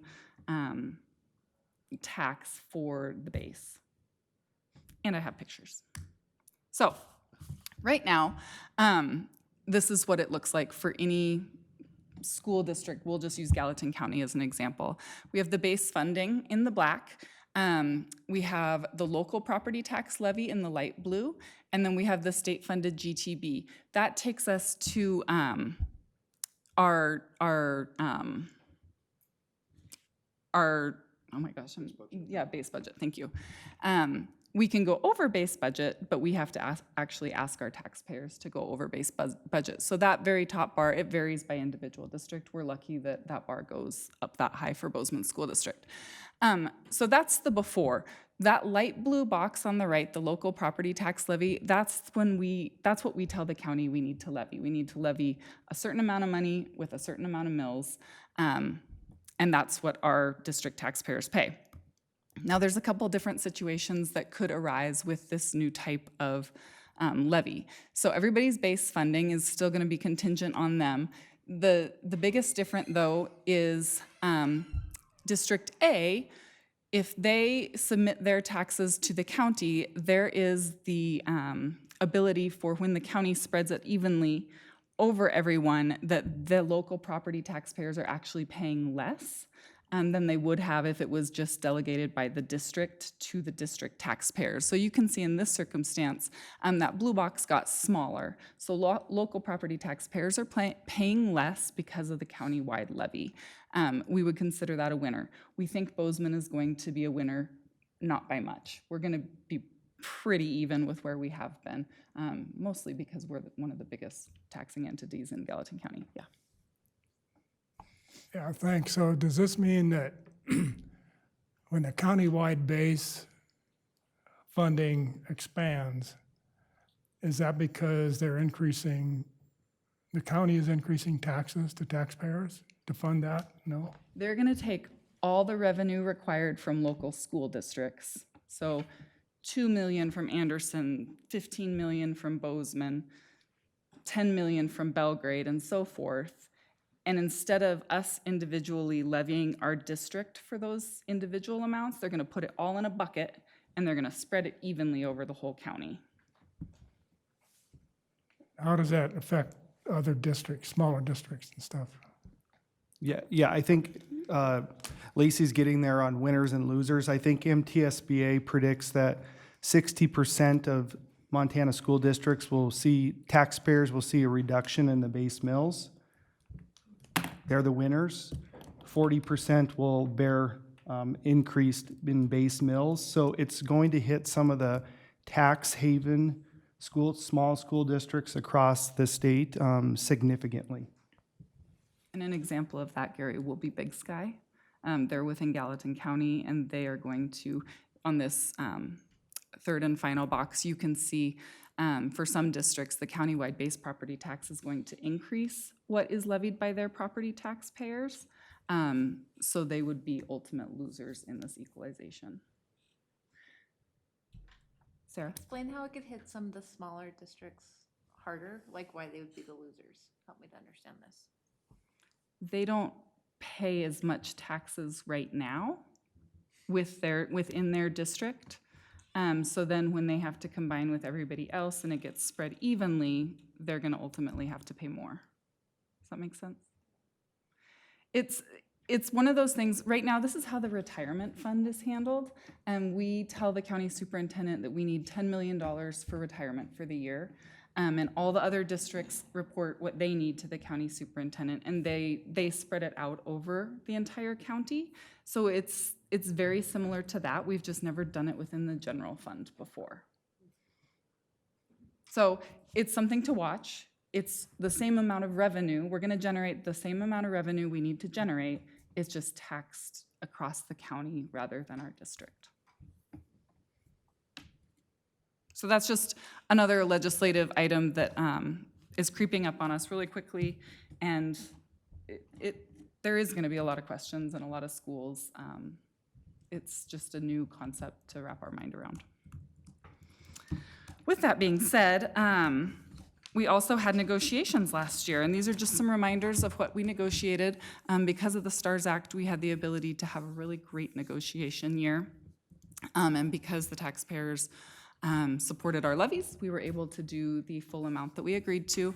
For certified and admin, that was 4.2% raise on the base, and then for classified and professionals, it was a 4.25% raise on the base. What we're looking at and what we agreed to for 26, 27 is a 3% raise on the base across the board, plus an additional $1,500 cost of living stipend per 1.0 FTE. Obviously, there is that asterisk there that all of these negotiated increases are based on the levies passing. So if the levies don't pass, we'll have to have more discussions about what that looks like. But if we continue with what we have historically done, hopefully this is what we're able to offer employees starting July 1st. Lacey, could you tell me that the stipend, the cost of living stipend, is that at the end of the day going to be added onto salaries for retirement or those kind of things? Yep, it would go towards the gross salary. So it would be another line item on the earnings statement. Okay. Yep. Thank you. And it's per 1.0 FTE. So if they were a half-time employee, it would be prorated to 750 and so forth. Mm-hmm.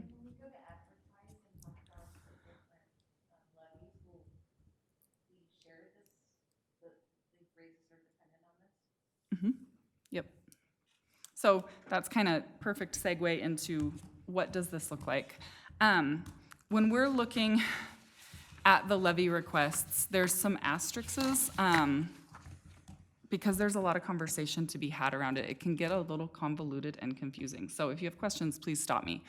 The basic premise of this ask is we want to, A, get our general fund to max budget authority.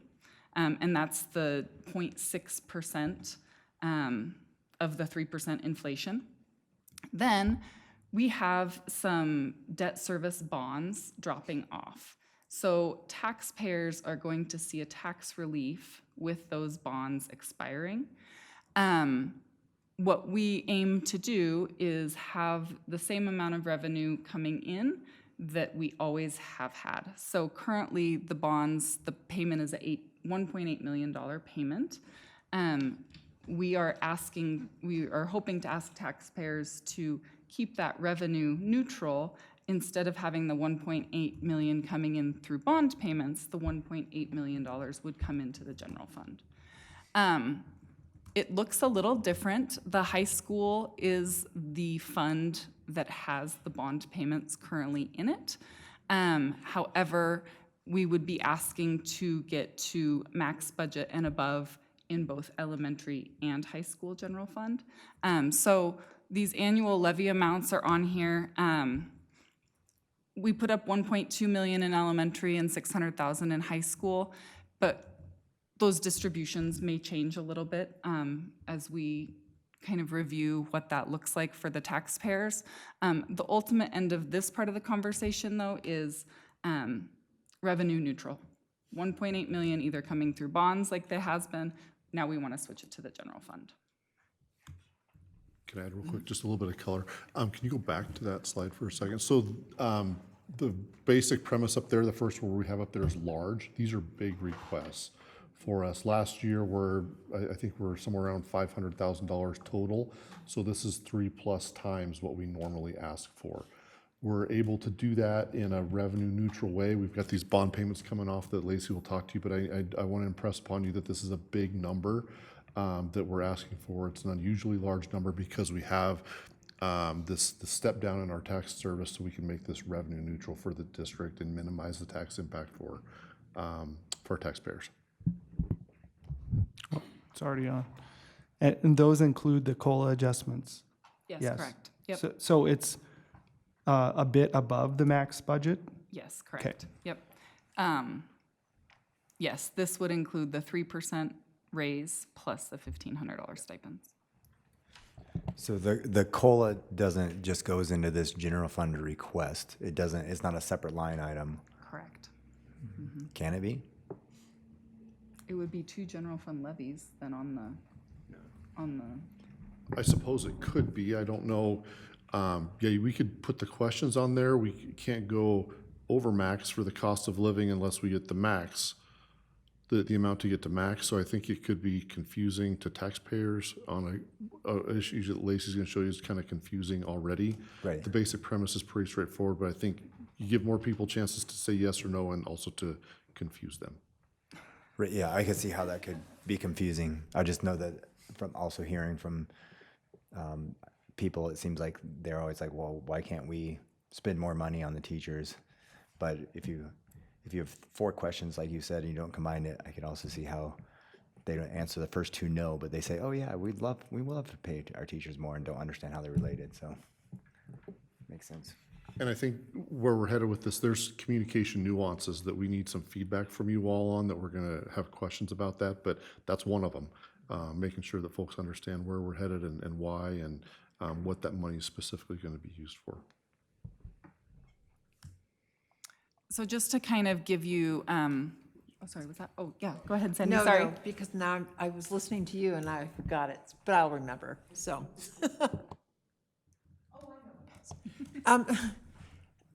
I know we talked about being able to say some of these things on the ballot. Are we, and has anything changed in that matter? And maybe this is coming later, but it would be really great to be able to have this on the ballot so that people, yeah. We'll get legal advice on that before we bring a recommendation back, so we'll talk about that here in the next month or so. Perfect, thank you. Sandy, I think we're very clear on what has to be on the ballot, and it's less clear legally about what else you can put on there. It also, in my opinion, gets a little tricky when you're talking about a tax offset for a different purpose. When you're talking about bond payments versus general fund, it just muddies the water a little bit. Yeah, just to walk through that, I mean, using these numbers, so the elementary general fund request under that proposal would say, can the district levy $1.2 million to support the elementary general fund? We've got, and then a line down below saying we've got $1.8 million coming off of the tax rolls for debt service. Similarly, for the high school, using this example, can the district levy $600,000?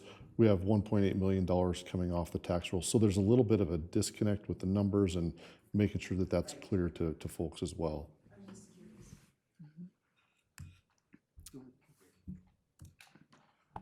Thanks. Does the change in growth in Bozeman and taxable value, does that influence this in any way? Yeah, we'll talk about it. Okay, so just to give you a visualization of what we're talking about with the debt service schedule, this is K-12 bonds that we have outstanding for bond payments. Orange is high school, blue is elementary school. Fiscal year '26 is that far left column, and that's the year we're currently in. So what you can see here is we're looking at the $1.8 million drop in the high school bonds coming up for this next fiscal year. Then you can see it levels out for a couple years, and then we see another big drop. So there's another $2 million drop coming up. That one is in the blue, so it's in elementary. So there's different drops coming up. It's one of those things that we just want to be really clear. We want to be as transparent as possible, but it's also a confusing conversation to take to taxpayers to explain bond funds and elementary versus high school and general funds and cost of living. So there's a lot of moving pieces that go into this conversation. But ultimately, this year, we're looking at that $1.8 million that's dropping for next year. So here's another twist and turn into the conversation. The blue box here represents 2006 Bozeman High School district boundaries. 2006 Bozeman High School district boundaries look different than 2026 high school boundaries because Big Sky opted to create a high school district up there. So in 2006, when we had bond levies pass, Big Sky was responsible to pay on those until those bonds expire, which they are now expiring this year. So they've been paying on the bonds that we're talking about, the $1.8 million, but they are no longer within our taxing jurisdiction for the high school. So these boxes, the blue box represents 2006, the red box represents the Bozeman High School district now, and then the green box represents the Bozeman Elementary district boundaries, both then and now. Those ones haven't changed at all. So when we're looking and talking about these bond payments, we have to keep in mind that everybody in the big blue box was actually paying on those high school bonds that are falling off. When we look to the future, that $1.8 million that's falling out of the big blue box now would have to be levied by the red box. So the $1.8 million was spread over more districts then, and now the $1.8 million would be spread over less because we cannot levy this money out of Big Sky. So you can see the rural districts on the right. They are currently paying on the $1.8 million debt service high school bonds, and they would continue to pay on any general fund high school levy that we ask taxpayers to pass. Is there any questions on that? Okay, so some of the big takeaways here. Revenue is a big thing, and the revenue would stay the same if these general fund levies were to pass. $1.8 million coming into the district. It doesn't look the same for taxpayers paying on maturing bonds because it's just affecting taxpayers differently. It's affecting different jurisdictions within the taxpayers. So there would be a small tax increase for both Bozeman Elementary and the new Bozeman High School boundaries with this $1.8 million levy. But there's also the fact that there's some new, there was new legislation surrounding property taxes. And if you are a owner-occupied or a long-term tenant, then you have different taxable value than you had 2 years ago or in 2006. So lots of factors playing into this. We want to make it as clean and as clear as possible, but you can see from this conversation it's really confusing. So with that being said, we're looking at the election brochure and we're looking at what is going to help taxpayers make the best choice for themselves and for their community possible. There's two different ways to look at it. There's looking at it by mills, and we're looking at it based on $100,000 value in home because that's an easy way to do the math, and it's also the way we've always done it, so people are used to looking at it that way. And when we look at estimated mills, the top part is what we would show as an increase on the ballot. The bottom part in red is what is actually expiring. So you can see that it's not a true clear tax neutral ask when it comes down to the mills. So we're looking at approximately $1 per $100,000 for properties within the Bozeman School District, elementary and high school boundaries. Yeah, Greg? Can that be shown on the ballot? The offset's not shown on ballot and then the red numbers? I don't think we can show offsets. Yeah, I think that's where it gets confusing. First of all, like, it's gonna be two separate ballots, so the elementary district is, can the district levy $1.2 million, which is approximately 3.62 mils, and then it doesn't make sense to show the full offset for the elementary and the high school as well, because we can't, because we have to have a similar question for the high school. Can the district levy $600,000, which is approximately 1.46 mils, and show the same offset for both? So it's definitely a nuanced message. Also, the ballot has to state $100,000 home impact, $300,000 home impact, and $600,000 home impact per law now. So a lot of numbers in a quick hurry. And then again, given the fact that we've got owner-occupied changes, those numbers aren't even necessarily meaningful like they used to be. So communication is going to be key and nuanced. Who makes the final decision on the language that's on the ballot? The board.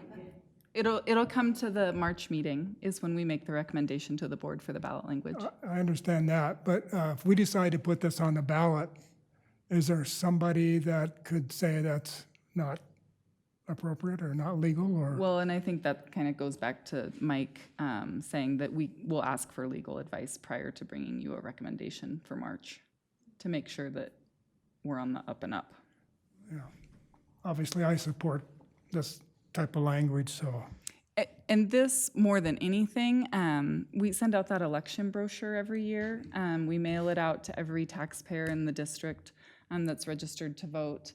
And we take it to all the presentations and we speak to it in the meetings when we're presenting to the community. And this is one way of doing it. The other way that we're looking at is presenting it from the revenue standpoint, which revenue-wise is transparent. Tax-wise and mills-wise, it gets muddy. And so that's gonna be the message that we need to get across to people is revenue neutral. Mills, it depends where you live. So it's a little messy. So I think we'd love your feedback on what you think we should be communicating and how do you see it to best reflect what we're trying to ask and what people would understand and what you think would be a transparent way of communicating with the public. I'm just going to restate what she said. We want to be 100% transparent. We want to be 100% correct. There's a lot of complication and nuance that the enemy of transparency is complication, right? And we want to make sure that the message we communicate is true and fair and also understandable. And looking for your feedback on that. Gary? Well, my feedback is we need to have this type of language on the ballot so it's clear to voters what the net impact is on their taxes. So if our taxable value goes up above 0%, then that's going to reduce that net change, the 96 cents, correct? Our taxable value as a district whole will change very minimally this year since it's a non-reappraisal year. Oh, yeah. And your homes are worth, owner-occupied homes are worth less from a taxation perspective because if they're owner-occupied, the legislature's creating breaks in the tax code for owner-occupied houses. So our taxable value might not actually go up this year. Even though we have more growth, everyone's house from a taxing perspective, owner-occupied, is going to be worth less than it was last year. So would that mean it would be an increase above 96 cents? Possibly, if it changes in that direction. Potentially, yeah. Mm-hmm. So I hear you saying that if you talk about revenue, it's 100% transparent, it's neutral revenue. And if you're talking about mills and you own $1 million home, it's the cost of an extra value meal at McDonald's. $10. Sure, something like that. That's Okay. that's a Okay, good. got it. I would just looking at the different options and from that perspective and what you've said, Mike, I don't really have an answer for you, like, oh, this is what I would suggest, how we put it. But I do agree with you.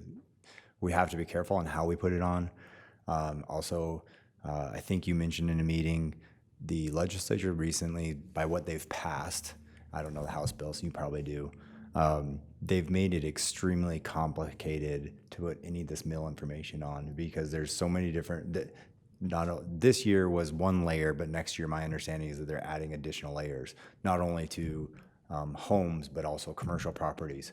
So all these mills mean very little. I mean, they mean something, but it all depends on where your house is and what you're using it for. And if it's above, 1.5 million, it's going to be taxed at a higher mill rate because you're paying more. I think you guys did a presentation on that for what this year looked like, but next year's going to change even more. Being in the commercial property management, I see a lot of different tax bills, and I'm kind of shocked on some of them on how much they've gone up. And that's a part of this equation, which I expect them probably to go up even more.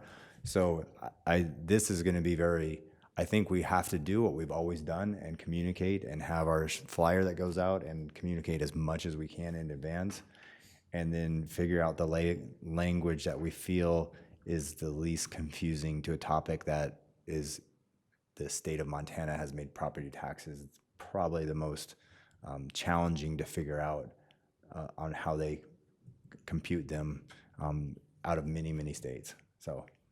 And I'll add to that, since our last meeting, several key legislators have sued the legislature over the implementation of that new tax bill here in Gallatin County. So they sued the legislature over those bills being unconstitutional in the way that they were passed. So it might not even happen. Lots going on. Does the county have any data to tell us how many units are in each category, owner occupied, long-term rental? Do they have any numbers within those categories? I think that it's all going based off of the state and that $400 tax return, or what did they call it? The $400, what's that? Refund, thank you. That's what they're basing the owner occupied properties off of, is whether or not they received that. And then there's the application period for everyone else too, to state that their house was owner occupied. Well, that's ongoing. And we've kind of drafted the brochure. There's an information to get people to that place so that they can put that information down. So I guess the short answer is we have rough numbers probably, but not great data by any stretch. Sandy? So I've just been sitting here listening, wearing my rural school hat, which seems to me like there's a layer of taxation that would potentially affect them more than Bozeman. Is that correct? With the county distributing equal, I just want to make sure I understand that piece. I mean, the rural feeder districts are going to be impacted by that House Bill 156. Yep. For the base levy. And then this is going to be the over base levy that is not spread throughout the county. It's directed solely to the taxpayers of the school districts. Okay, all right. Does that make sense? I thought that's what it was, but I just wanted to be really clear. Okay, thank you. And to your point, what they'll see, the Anderson taxpayers or Montfortin, they'll see the $1.8 million coming off, and they'll see 600,000 estimated going back on. So they'll see net tax relief as a result of this. Okay, all right, thank you. With all the new laws and the cost of living, what is the max we could actually ask for? We don't know yet until those OPI budget spreadsheets get produced, and they have to get produced by the first Friday in March 1st, yeah. So it'll be like April 15th? It's based on we have to do 2 enrollment counts of the year. We're in the midst of one, so we don't know how many kids we are, and that drives our next year's budget. So that's why this is all preliminary information, structural, conceptual type things, and we'll bring back hard numbers, including how high we could go for you next time. And they're also working on making sure they know exactly how to calculate the quality educator payment. There's been a lot of conversation at OPI recently about making sure that's accurate too. So I know they're working on that as well. Okay, we're going to show you a couple more things. This is the why, and I think that this is a really important thing to communicate with the public because the tax conversation is going to be complex and a lot of questions surrounding it. This is why we're asking for this amount of money. We can see the blue bar is the median home price in Bozeman area. You can see back in 2011 it was $250,000, and now it's well over $900,000. And then you can still see the starting teacher salary is really maintaining status quo there. So while it hasn't changed, cost of living has increased substantially, and we know that it's really hard to want to teach in a place that you can't afford to live. And we want to retain and recruit quality educators to teach our kids. So this money is going towards the right reasons, even if it's a complex message to get across.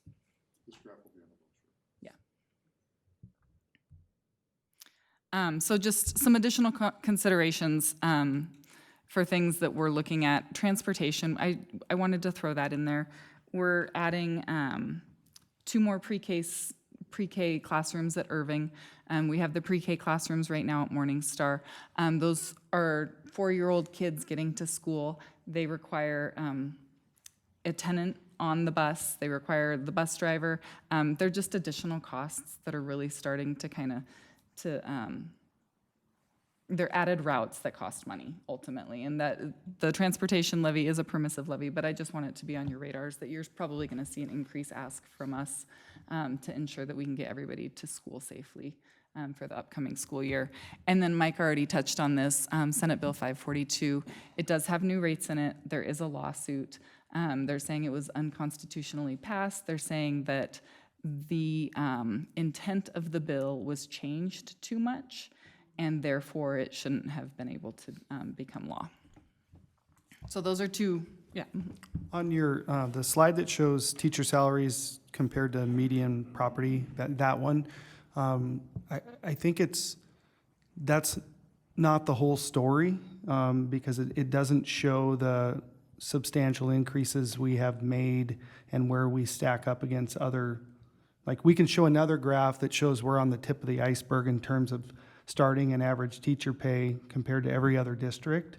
And I think that's another part of the story, that we've done what we can do with tight budgets to maximize teacher compensation, and yet this is still our lived reality. Mm-hmm. Got it. And I think this is a really good one to show. The green is going to be school district property taxes. And you can see the colors, let's see, the blue is Gallatin County, the red is City of Bozeman. All the shades of green are related to schools, but ours is gonna be that, let's say forest green, the bright one at the very, very top. What this kind of depicts is the assessed property value over the last 7 years for the median house within Bozeman city limits. It's really important to show that while you can see the blue and the red bars, the red bar and the blue bar have both increased, and they're coming down a little bit for 25, 26. The green bar is a substantial decrease from what it previously has been. I think that these are really good in kind of differentiating what it looks like year to year. So the graph on the left is showing the difference from 24 to 25 within those taxing jurisdictions. So the first green bar on the left is Gallatin County taxes. They came down $266 from the previous year. City of Bozeman came down $388. If you go all the way to the right, you're gonna see the Bozeman school taxes actually decreased the most by $443.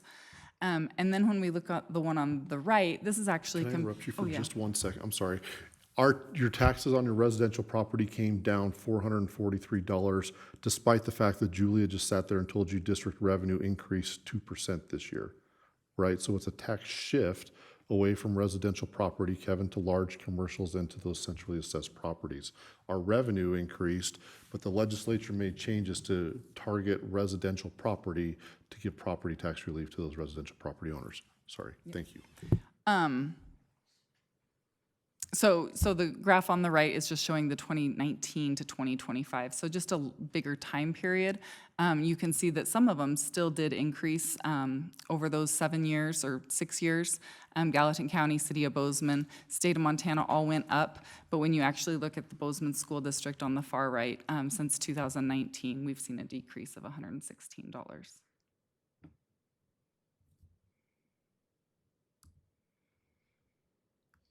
So with that being said, I think there's still a lot of conversation and input we would love to hear regarding the communication and transparency method. What we're looking at is the May election, 2 elementary trustee seats. The deadline for candidates was today at 5 o'clock. We have 3 candidates that have entered the race. And then we have obviously the elementary and high school general fund that will be on the May ballot as well. When we look at our timeline, this is just what the rest of the fiscal year into next year looks like. Obviously, this budget presentation. The March meeting will be certifying the ballot language and setting set the voted levy amount.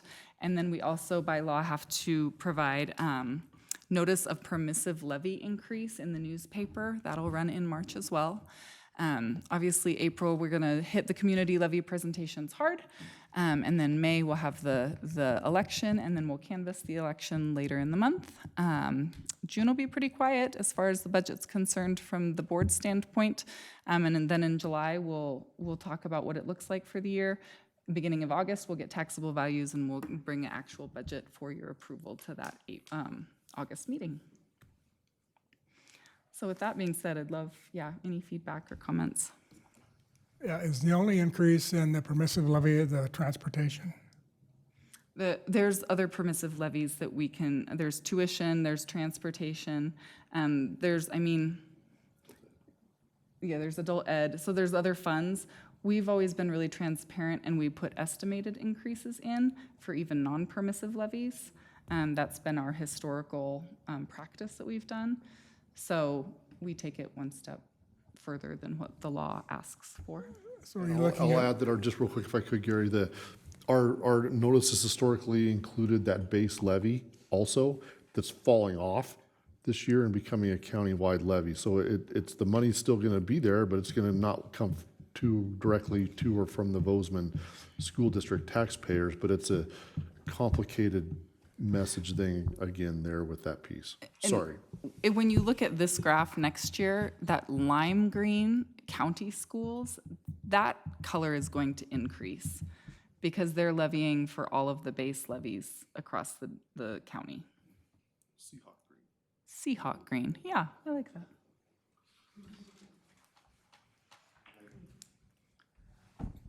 Well, just to give you my thoughts on the ballot, initial thoughts that probably need to be changed 12 times, but first of all, are we required to list anything regarding mills on a ballot?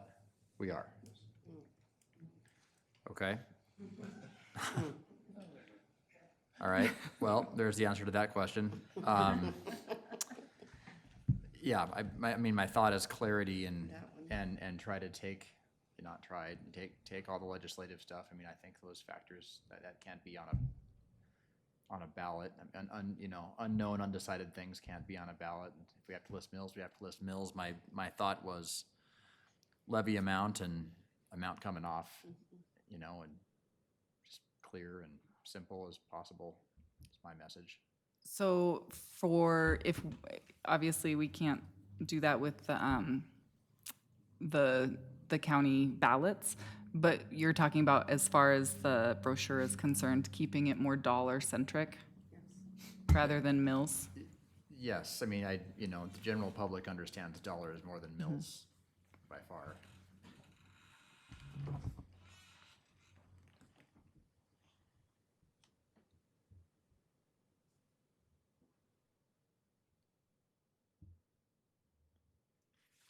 Any other comments from anybody? Casey? I think that, I agree with that. I think that what we're communicating publicly needs to be, in my opinion, a bit of, we're stressing the revenue neutral aspect. And we are saying that revenue neutral does not equal tax neutral. And there's 101 reasons why. And if you want to learn about all those 101 reasons, we point them to all those reasons.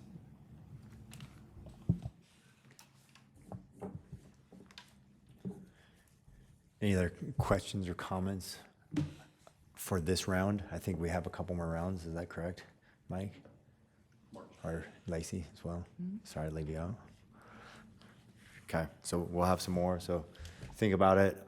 Does anybody, you have access to the presentation, that sort of thing, so everybody should have what they need. If they don't, then reach out. Thank you. Appreciate it. All the information. And it's budget discussion and taxes, so it's clear as mud as of today. All right, the next item is public comment on non-agenda items. I think we lost our public comment, so they didn't like finances, Mike. Lacey, you bored him out of the room. All right. Item 7, reports, executive cabinet report. I have a couple. I'll be real brief. Tomorrow, Tuesday, 6 to 7:30, I'll be participating as part of an immigration enforcement panel at the public library. It's sort of the messaging is facts over fear. There will be leadership from Bienvenidos, Gallatin County Attorney's Office, and City of Bozeman Police Department, and myself on that panel. It's being moderated by a nonpartisan group in town. Second, Wednesday is School Funding Interim Commission. They're having an English learner panel. I've been asked to be on that panel, presenting on behalf of what is a bit of a changing demographic in Montana related to English learners. I had David Swedman pull some data today, and sort of pre-COVID, 75% of the multilingual English learners in the state were basically two categories: American Indian students and Hutterite students. As you know, we have very small populations of those two categories, but a significant increase of immigrant families, Spanish-speaking multilingual English learners. So it's really changed the landscape statewide. And so the legislature is accustomed to hearing about the American Indian aspect and the Hutterite aspect, and I'm going to be trying to tell a different story related to our district. This handout is front and back, intended to show the story of increasing enrollment of MLEO population. Really talking about the graph at the bottom of page 1 is that we have our population significant numbers of SLIFE. And kind of those bullets tell you what SLIFE is, but it's a challenging demographic. And then those are like WIDA scores where we have to assess our students. You'll notice that we have over 50% of our kids are at level 1, so just entering, which is not a typical population of multilingual English learners and makes our population more challenging. On the back, it's intended, because it's a School Funding Interim Commission, to show that one of those small federal grants was Title III, $39,000. Yet we're spending over $800,000 on FTE. And then in the middle of that page, I'm trying to make the point that if you just looked at our K-5 schools, we have 3.4 FTE. If we did what OPI says we should do, which is 60 to 135 minutes of direct ELD instruction 5 days a week for all of our kids, we'd have to go from 3.4 to 17 FTE, or from 272,000 to 1.36 million, which is a 400% increase. And the vast majority of those dollars are coming out of our general fund. Trying to make the point that it's not working, it's not sustainable, and we're not even doing what we're constitutionally guaranteeing to those students on a daily basis. And then the bottom graph we've talked about before, showing that it takes time. So it's resource intensive. When you have students in your district 3 or more years, that's what that graph represents, that we're starting to close achievement gaps for those kids, but it's a long haul. 3, Lori Ross has been working hard on the spring election calendar. So when you get my weekly emails that has the trustee calendar, you can start signing up for those. And then also in my last memo or last email, there was a memo. We finally received legal guidance on the Title IX aspects of flag football. And Mike Van Buren will be making a proposal to executive cabinet, and then we'll be bringing a recommendation to the board soon on that topic. Any other? I do just, Casey mentioned it, but I'll remind everyone, School Funding Interim Commission meets Thursday and Friday this week. Superintendent Bertram will be presenting on MLEL. The commission's shifting gears. There was the initial working group study of best practices from around the state and around the globe, and how that could transfer into Montana's funding formula. We're switching gears now to start digging into the funding formula and talking about the nuts and bolts of how that looks. English language learners, we've got a successful schools cost study on the docket, and then just an overview of how all the funds work. If tonight wasn't enough for you, Wednesday and Thursday might be your ticket. So feel free to tune in, make public comment, share your thoughts there. Thank you. That's all the reports there? All right, thank you. 7.2, Board of Trustee requests calendar concerns, reports, future agenda items, open meeting topics, next meeting. All right. Well, with that being said, I'll adjourn the meeting. Thank you.